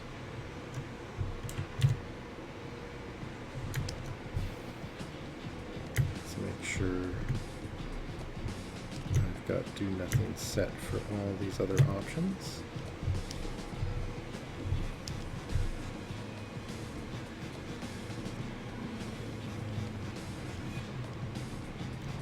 Let's get this brush size down as well.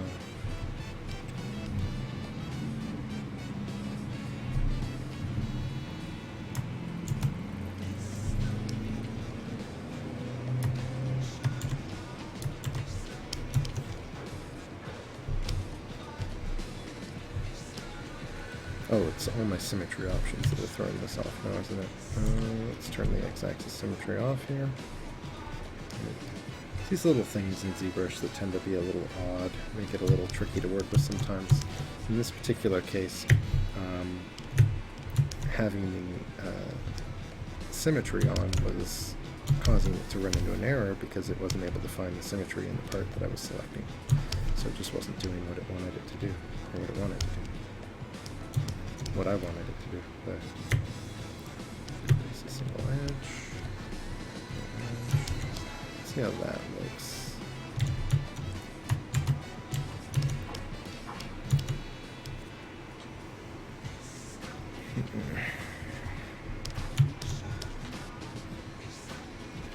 Like the sharper bottom edges. I don't know that I want to keep that though. Maybe I'll let these edges stay more rounded going out of this top shape. So keep that, but lose these. I'm just kind of reshaping this with the crease tool.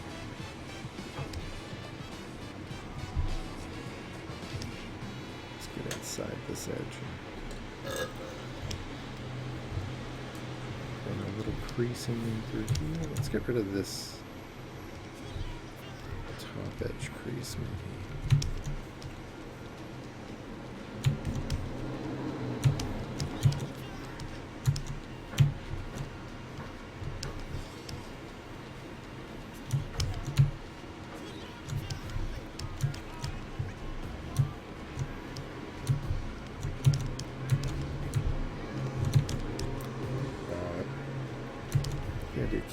bottom edge set up though. Let's do a crease edge loop partial and just get that.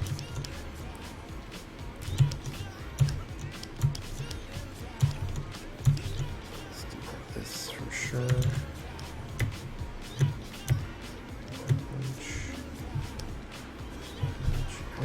Edge.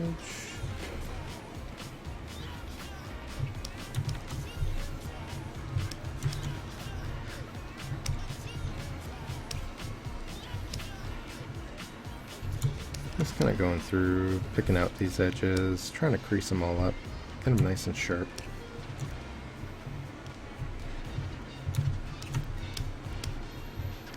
I think that's what I'd like.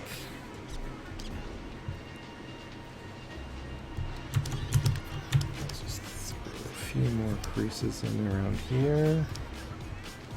Yeah. That's how it gets done.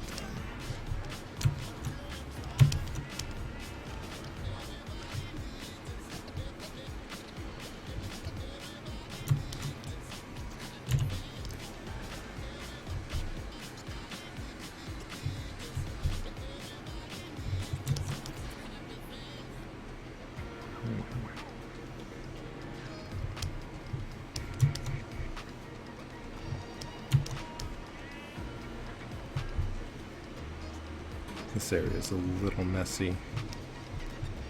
Not quite dividing the way I want. A lot of that has to do with the shape. I may end up bringing these faces back a little to help clean that up. Just trying to identify these problems. Get that edge.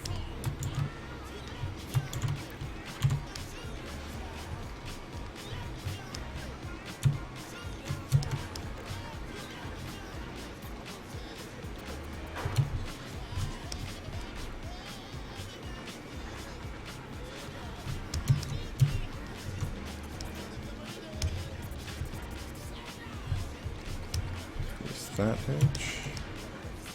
I really like using this creasing to kind of clean up these edges.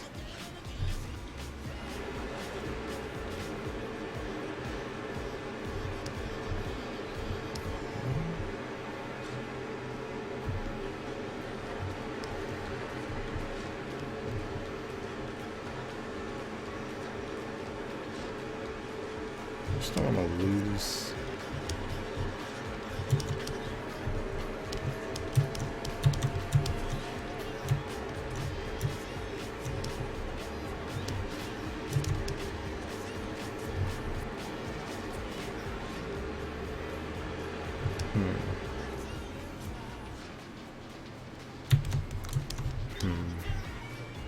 I'm gonna have to rethink some of this creasing, I think.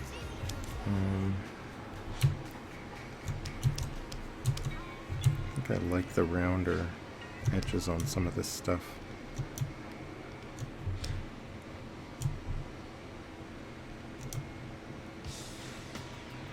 Come on.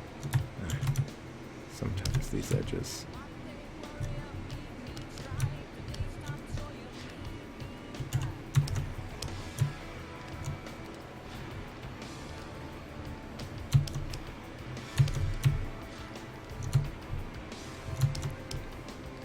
I think I'm going to have to pull that edge back. That's okay. I'll go do that in a minute. Finish these edges up. Polygroup. There we go. Look at this edge. I'm just kind of maintaining the shape around the bottom.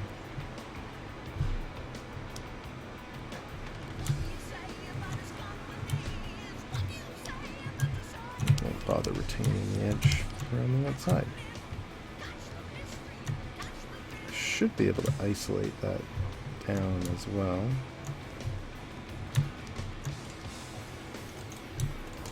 Just remove that. And then let's go in and grab the transpose. Let's do polygon transpose on a single poly. Grab these ones.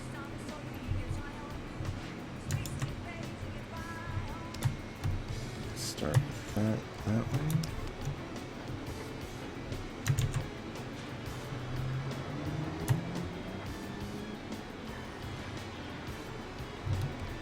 And that sort of straightens that shape out a little bit better.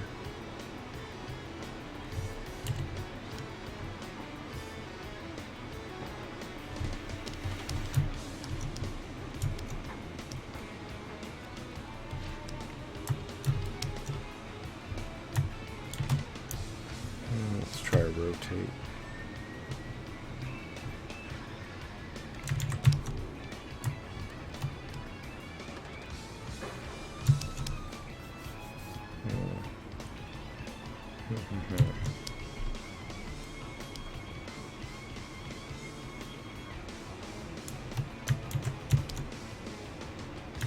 Just add to the masking down at the bottom and just translate that back.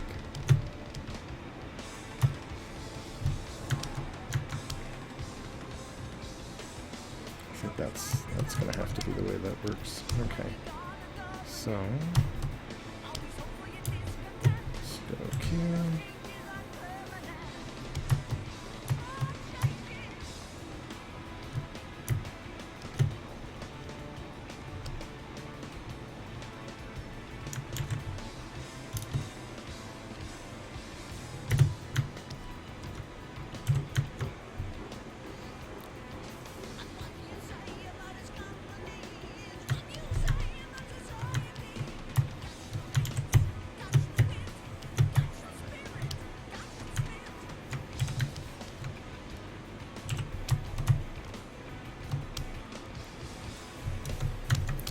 So that's in a better spot. Yeah, okay. Let's do this one next.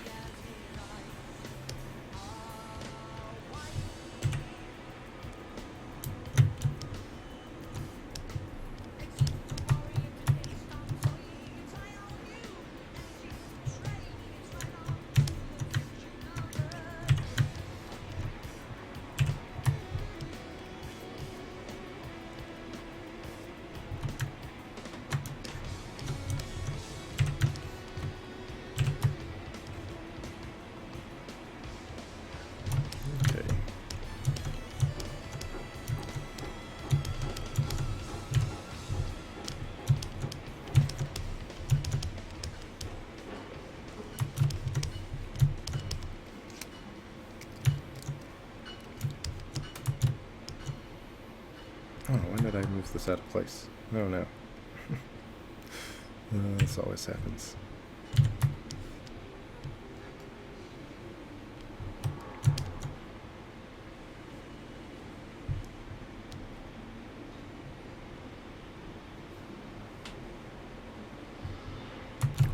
Alright. So, let's get rid of these creases. So I still got a little bit to do here in the way of kind of cleaning this up. Let's clear out these creases. I didn't like those on there.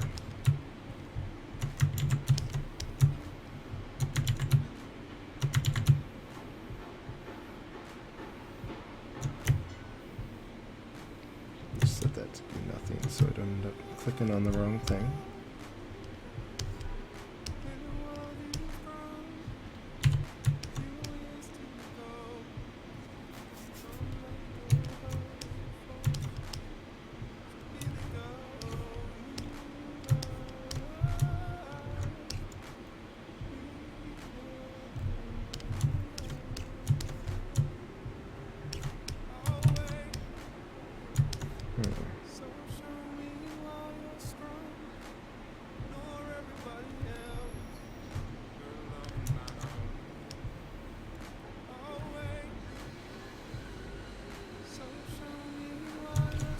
Okay.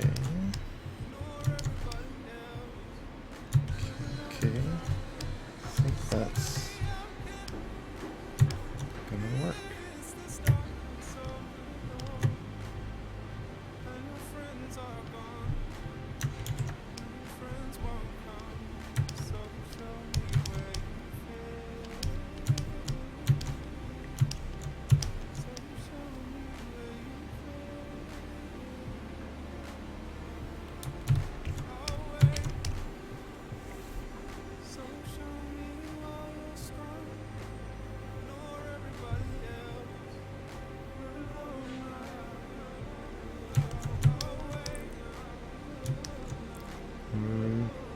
not a big fan of this edge. I might be able to sculpt that back into shape though.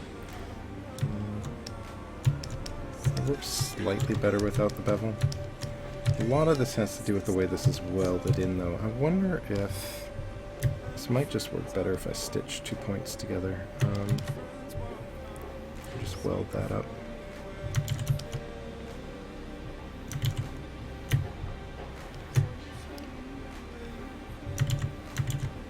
Huh.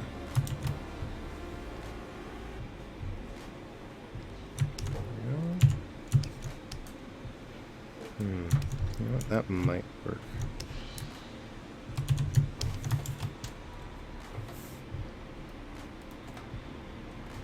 There we go. Yeah, I think that's gonna work. Q, Shift D. Let's get rid of the creasing. You know, I kind of want to do. I can insert a single edge loop right through here. I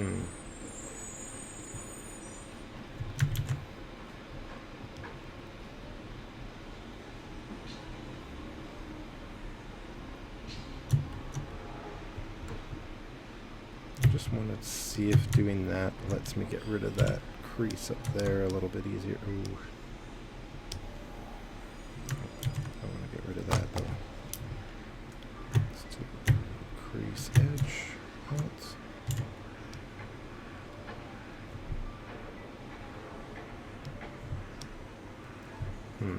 No, I don't think I need to get rid of that. Which means I don't think I need the extra edge loop. Yeah, I don't get anything out of adding that in. So I'm going to have to sculpt that area a little bit afterwards, but that's okay. Nothing wrong with sculpting in ZBrush. Kind of want to pull that edge in as well. Might be easier for me to work with it if I just kind of pull that corner in and then smooth it after. I wonder if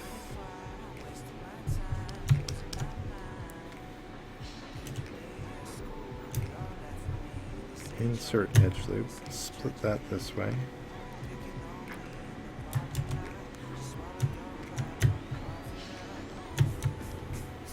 Remove creasing.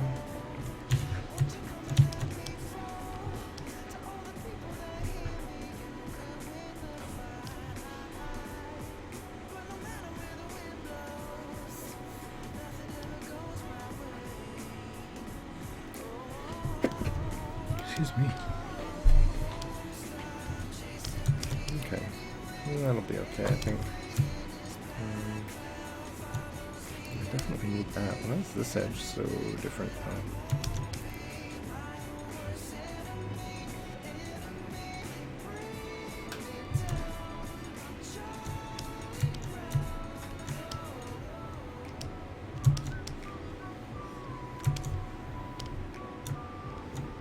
That's better. That's what I want. Right like that. Yep. I think that extra edge loop fixed the problem for me.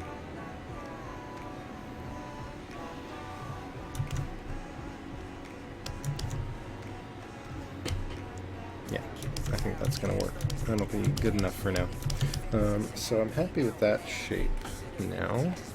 I think I want to shallow this a little bit more. So let's go in and mask this top edge off.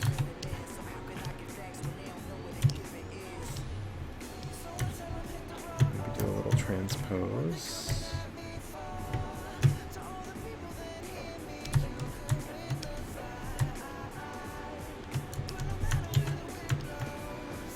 Let's do all symmetry again.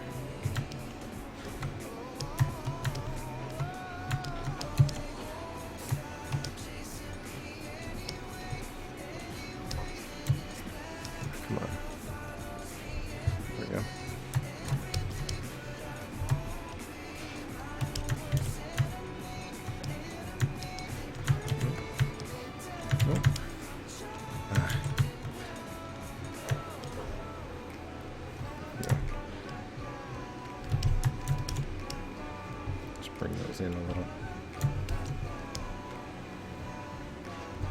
Oh, That's interesting.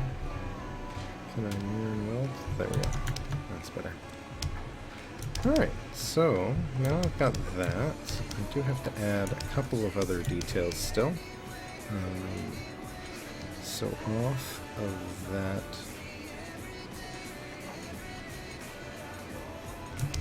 let's do it here maybe.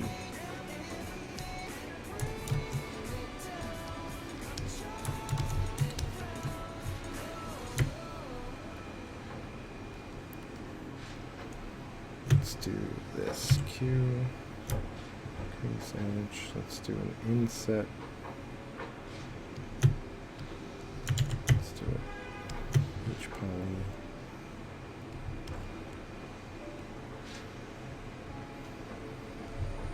Q mesh this out.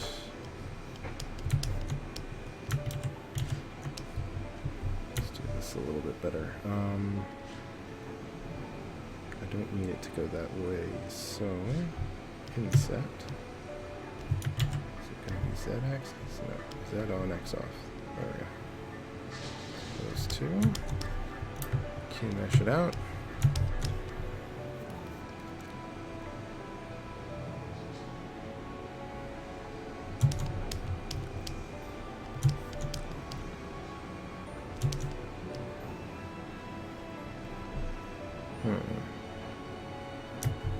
Do transpose single poly, scale it in, slide it down, something like that maybe, and then bring that out. I'm just using the Control Shift to lock it onto the line. Is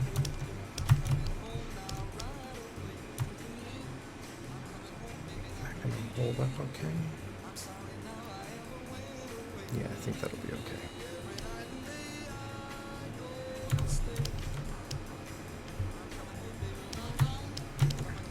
So now I can split this. Let's see. Can I do that from here without issue? Face, split, all. Can I split the back as well? That might work. Yeah, let's see if this works. Split, point, triangular center. Q mesh, polygroup island. Yeah.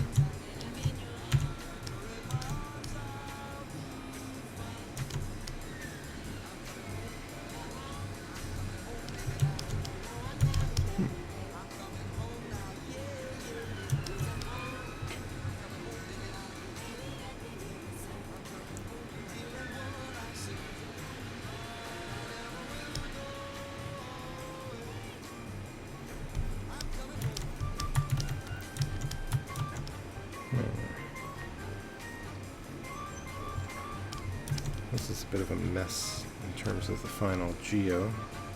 Don't know if creasing is going to be worth doing on this mesh though. I crease the corners out. It'll hold its shape together a little better, but because it'll kind of ignore the triangulation.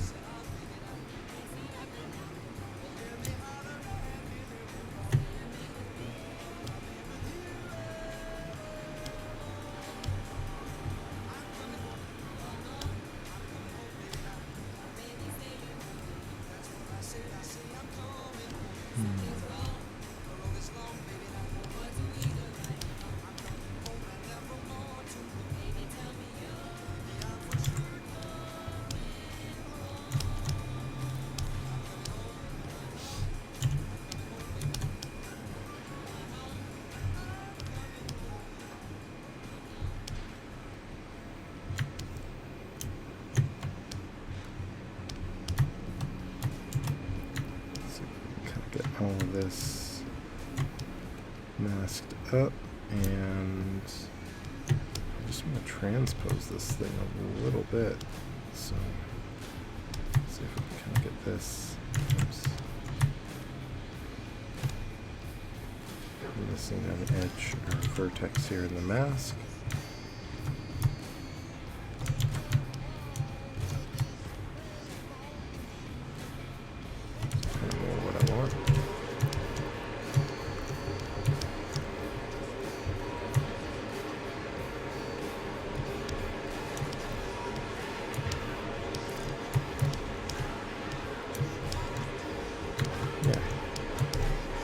sculpt it clean anyway, so you know, maybe that'll hold up a little bit better detail-wise.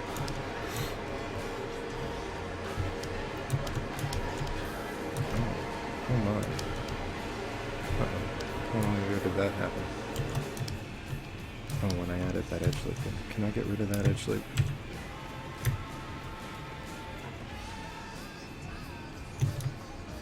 There we go. Yeah, okay, good. I didn't need that after all. Crease edge, increase that edge maybe? Can you get rid of that crease?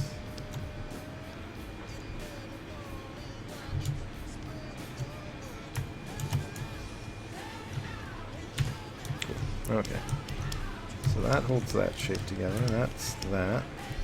Let's add a little bit of detailing to this. So let's go back in and just do... I might be able to leave this as is, which I'm very much looking forward to. I've been hoping to find a few pieces that I can go in and do this sort of thing with, where I'm just kind of adding in just a few final details.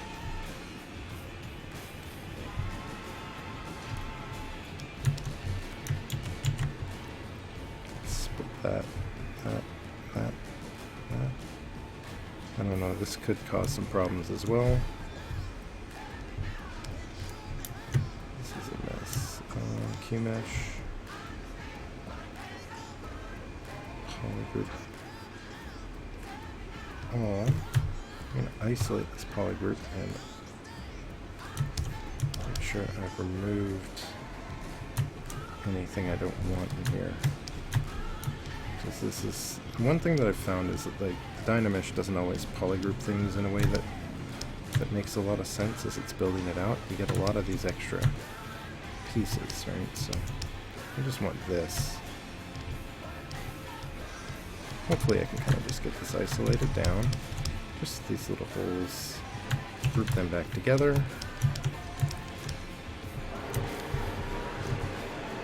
Push them all in at the same time.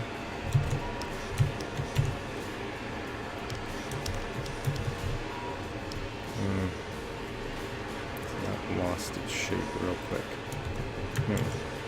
Okay, so this is exactly what I was concerned with. To undo all of that. Always the most exciting, right? Let's just go back through that. I don't think the problem was the actual structure that I was going for. It's just the way that I set it up. So if I do this, oops, let's do a smaller hole. Repeat it. So just tapping on that point to repeat the exact same size.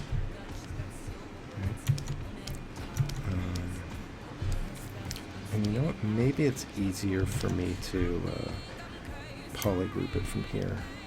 So I'll do polygroup, single poly. And I'm just going to paint that. And just toggle that into a different polygroup color. So I'm just using the polygrouping tool to fill these all in. I'm just hoping that this will be a little faster than trying to remove all the polygroups that I had removed before.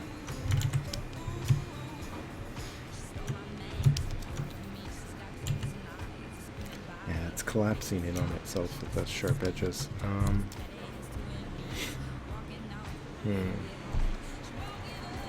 It's not gonna do, is it? It's too many edges being dropped into this shape. So I think what I'm gonna do is I'm gonna leave it on the flat surface between my two creased edges. Up here, I'm hoping that it won't cause the same problem.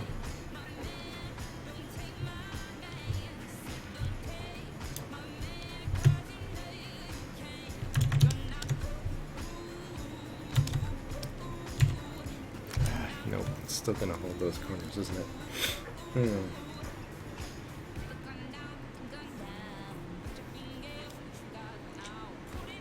That leaves it to booleans later, or maybe some texture detail.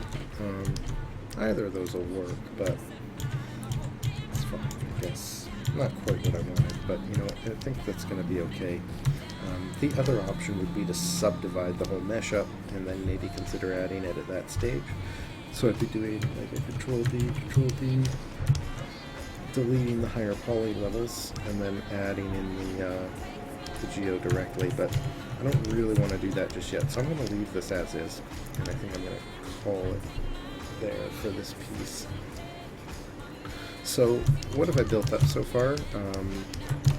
Well, that's going to be essentially the hinge point for these two pieces. So if we turn off, turn on all of these parts, and I can merge these two pieces together, I believe. Is this the poly mesh one? That's the low poly one. Let's hide that one for now. So that's the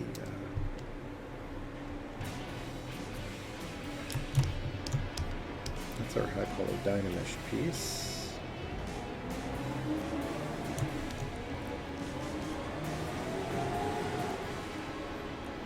So I guess I might as well just merge these together for now. Let's just regroup this as one piece. And duplicate it, just so that I've got that as a backup piece again. Hide it. Merge this down. Not my favorite to merge a Dynamesh with a non-Dynamesh at this stage, but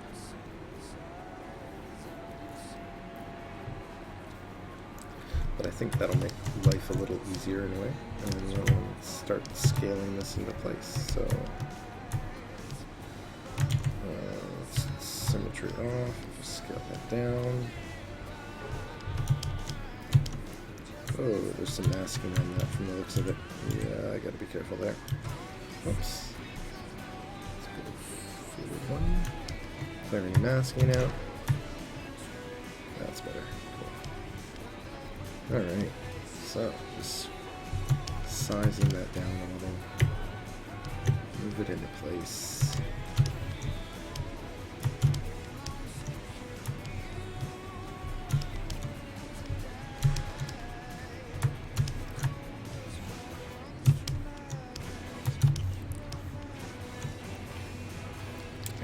Do a quick rotate on this, so I'm just going to center my pivot.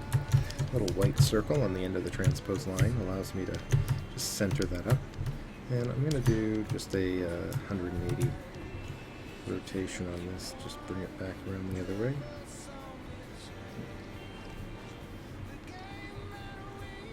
There we go. Just bring that to the top side and center the pivot again.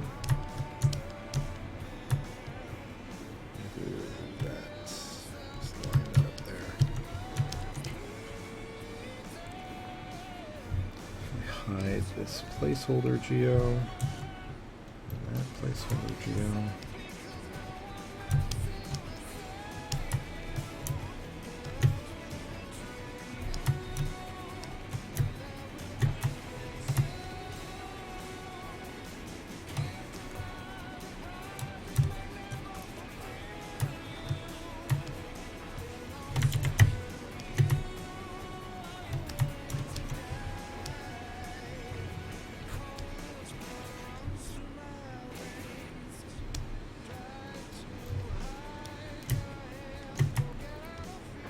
Scale off that center point.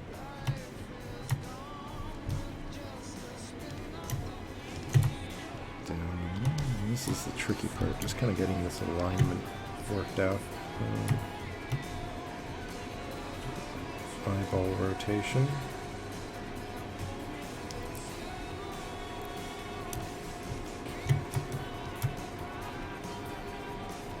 Should be close enough.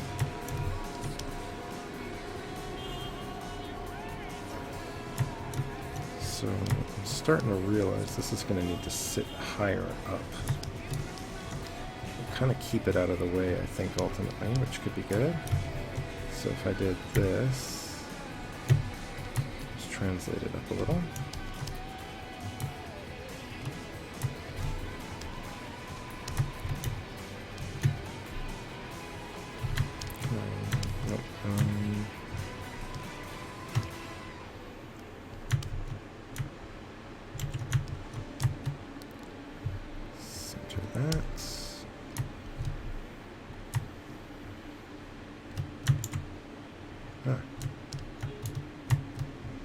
center it again. Let's try just extending that out. I'm trying to extend it back, but I can't seem to, so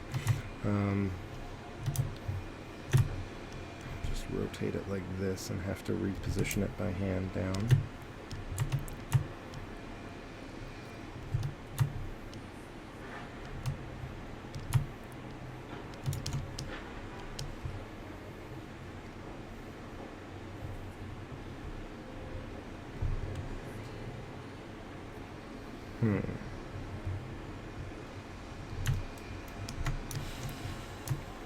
So if I rotate this to a line,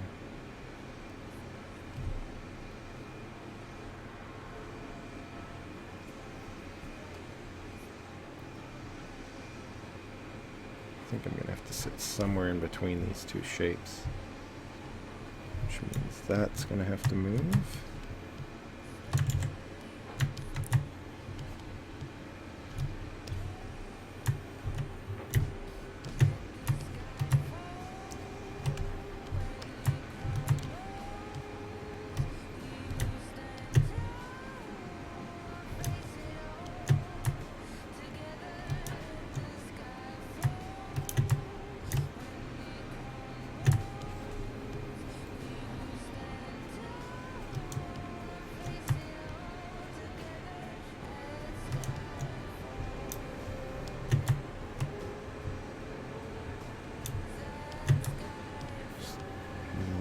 Up as best I can kind of approximate here, roughly. Okay. And this peg over here.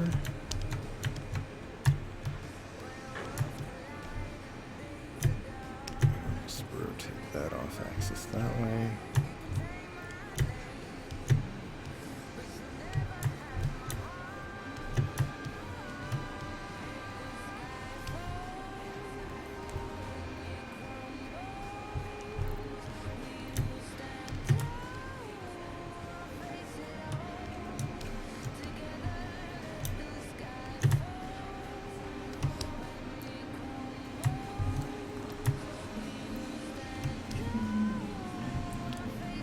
Just going to hide some of these other pieces here, make it a little easier to see what's going on. The plates.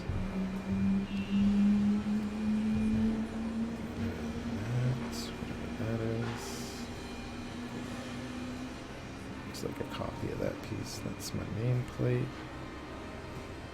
That's the original plate underneath. There's the connection points I don't need to worry about.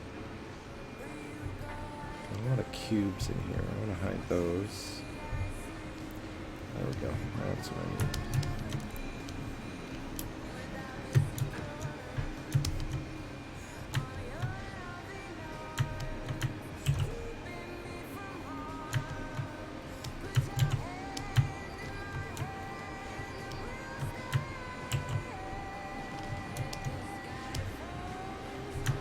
Why isn't this? Oh, Control W. There we go. Cool. Okay, let's just kind of center this one back up again. Oops.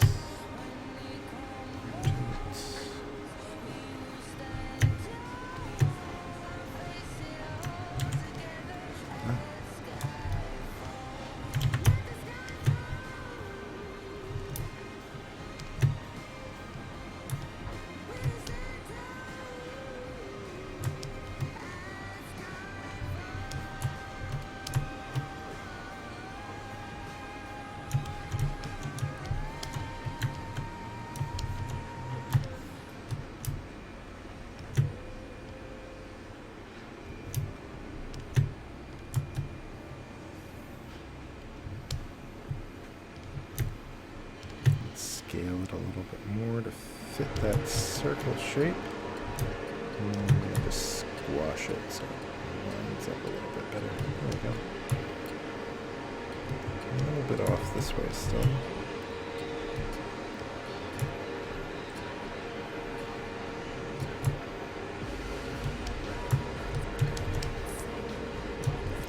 Okay.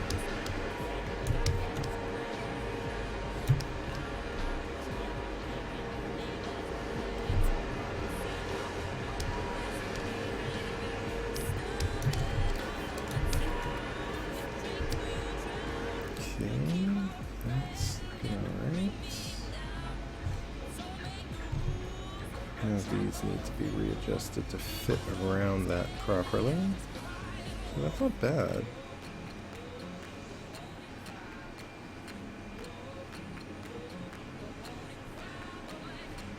I think I'm going to need to play around with the way these pieces anchor, but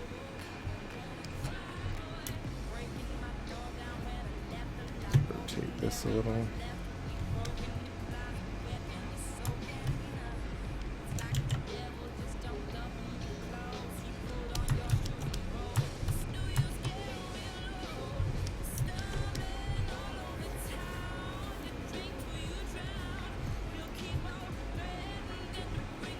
And then the plate sits on top. And that plate's going to have to sit up a little higher. So let's just start by moving it a little further away off the back.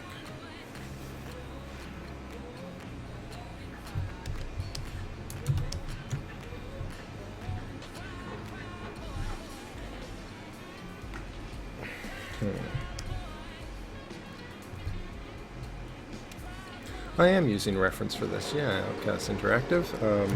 I'm utilizing a lot of various sort of landing gears, hexapods, and Steadicam sort of reference elements. Haven't utilized all of it so far, but kind of mostly building around the hexapod because I want something that sort of twists and tilts a lot. Basically, I'm going to be building a lot of sort of attachment points like this to anchor all of these components into, which is going to be probably obnoxiously difficult to plan out and figure out, but nothing like a challenge.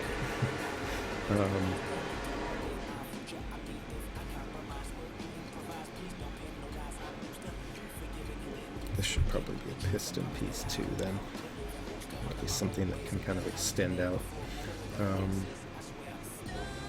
And maybe I'll put it here.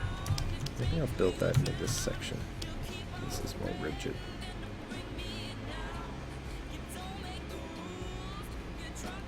Yeah, I like that idea.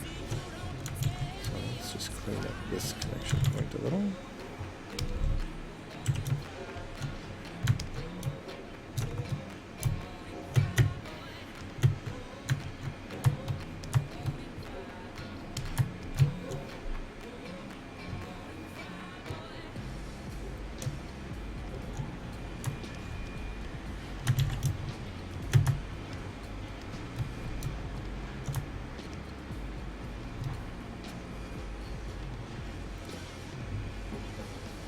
Yeah, the transpose line is easily one of the most difficult things to kind of get used to inside of ZBrush. Once you do get used to it, it's a interesting way to work. Some people like it, some people really hate it. I really like it, but it's taken me a long time to kind of figure it all out. But you really do have to think of it as a line, right? You're kind of constantly drawing out this line. The reason why I like it so much, though, isn't for how it works as a way to manipulate objects so much, but just as just the way that the tool works on its own. So it's kind of hard to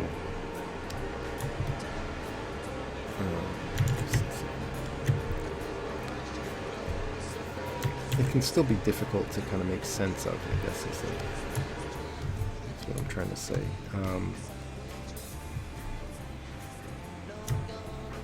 Gotta figure out where this post is going to sit and how to keep that nice and straight relative to the other piece. It's a little askew.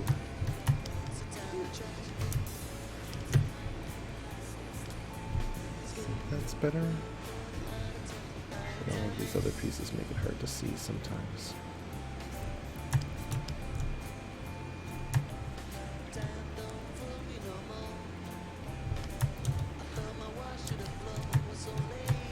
But yeah, you're essentially drawing out the line.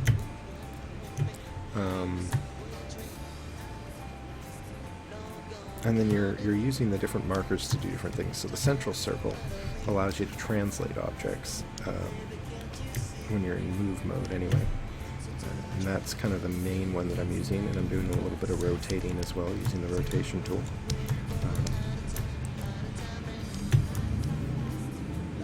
I should merge this with this piece. I'm not trying to reposition them both separately constantly. Is this still polygroups? Probably good.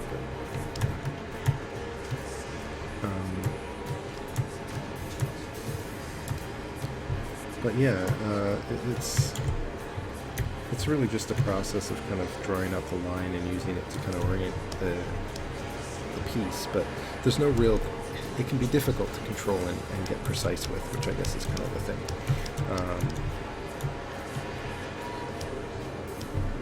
Let's do a quick split mask points for a second.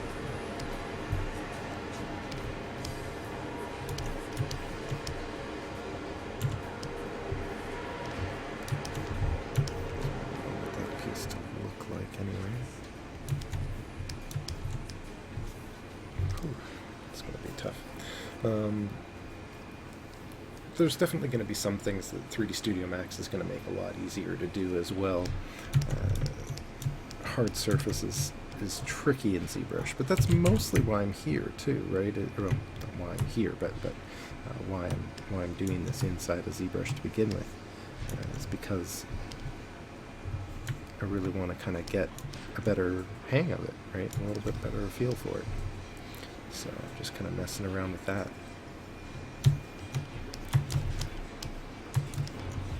I think that first strut is done.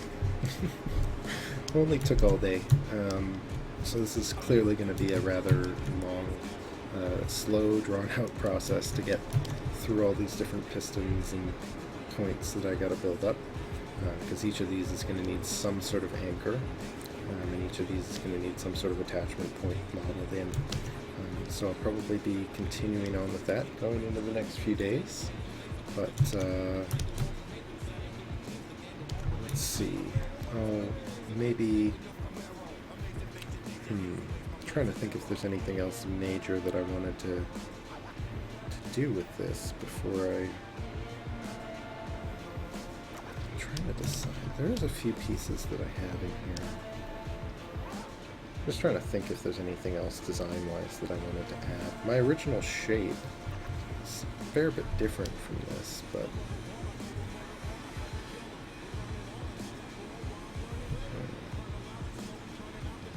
this definitely feels more grounded. I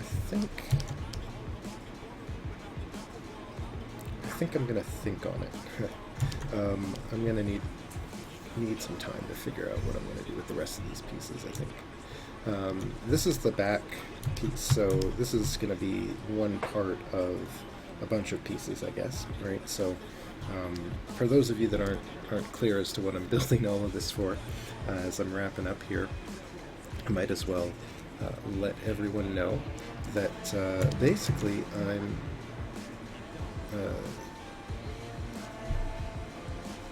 I'm building this attachment point to use as sort of a repeatable element, or something that I'm going to be chaining along down the middle of the back for all of these plates, because I have a series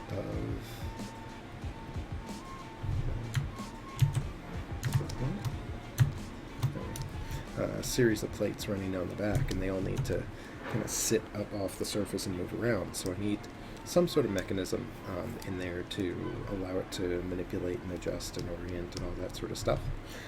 So I've been basically building up this plate, which is sort of the back plate that attaches to the cloth, and then the sort of hexapod style 3 dual piston sort of structure with a extra supporting arm element.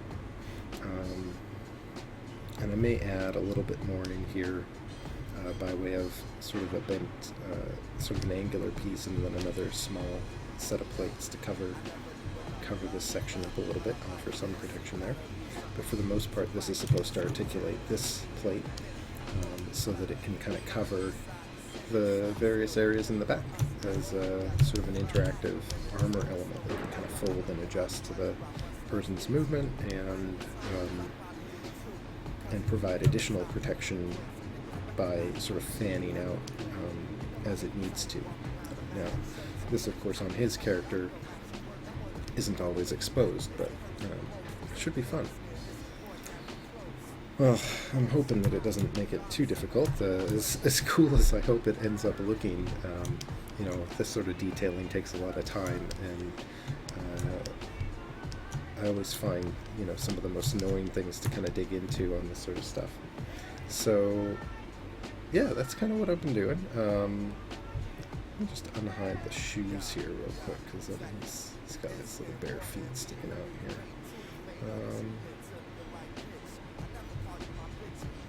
Shoe, toe, laces, those laces. So this is the character as he currently exists. This is kind of what I've been building up on. He's got sort of a jacket on top. It's slowly been layered up as well into pieces. There's actually a bunch of different little parts that sit over top of all of this. That's kind of what I've been, sort of the more complete version of him. And yeah, that's kind of the project as it is so far. So hopefully, going into tomorrow, or yeah, probably tomorrow, I'll be doing a little bit more of this stuff, digging in a little deeper into the structure. I might start with a little bit of an anatomy warm-up. I've been, you know, I did the sort of hard surface warm-up yesterday to kind of get into this process, and while I do expect to be continuing on with a lot of these parts going into tomorrow, I do want to get a little bit of variety into my warm-up this week. So I'll probably do a little bit of an anatomy study in the morning, and then roll into this by mid-morning, and then into the afternoon. So if that interests you, definitely come back for some more. If you liked, or if you subscribed to, followed me today, thank you so much for all the follows. Sorry, I don't have my stream up on my screen big enough for me to see any notifications, and I don't get a sound. So if I missed anyone who followed me today, I'm sorry I didn't thank you beforehand, but thank you so much. I hope you found some of this interesting, digging into some of the ZModeler tools, digging in a little bit into some of the other hard surfacing techniques that are out there for building this sort of stuff up. I look forward to doing some more with you guys again, and learning some more about this process myself, because, you know, a lot of this is areas that I haven't explored before, and that's really part of this challenge is finding just new things to try out and explore and learn new things. So this is sort of my approach to it. I hope it's interesting for you guys. Thank you so much for stopping by. As always, feel free to check out my ArtStation page, which I think is linked down below, and also possibly in the upper left corner. I think I've got it in one of the social media images there. My YouTube page for the archive of everything getting up to this point. So all the work leading up to this stage is archived on the YouTube page as well. So feel free to check that out. I guess with that, I'll be taking the rest of the day. Thank you so much. Thanks so much for the chat as well. You guys are great in there. I hope I didn't miss too many questions or anything like that, but as always, happy to answer questions where I can and talk a little bit about my process. Thanks so much. Have a great day, and happy sculpting, ZBrushing, modeling, drawing, whatever it is that you do for art. I hope you enjoy it, and I hope you're building your skills up as you go, and all that sort of stuff. Thank you so much. Have a great day. Cheers. Gotta crawl all the way over. There we go. There's the stop button.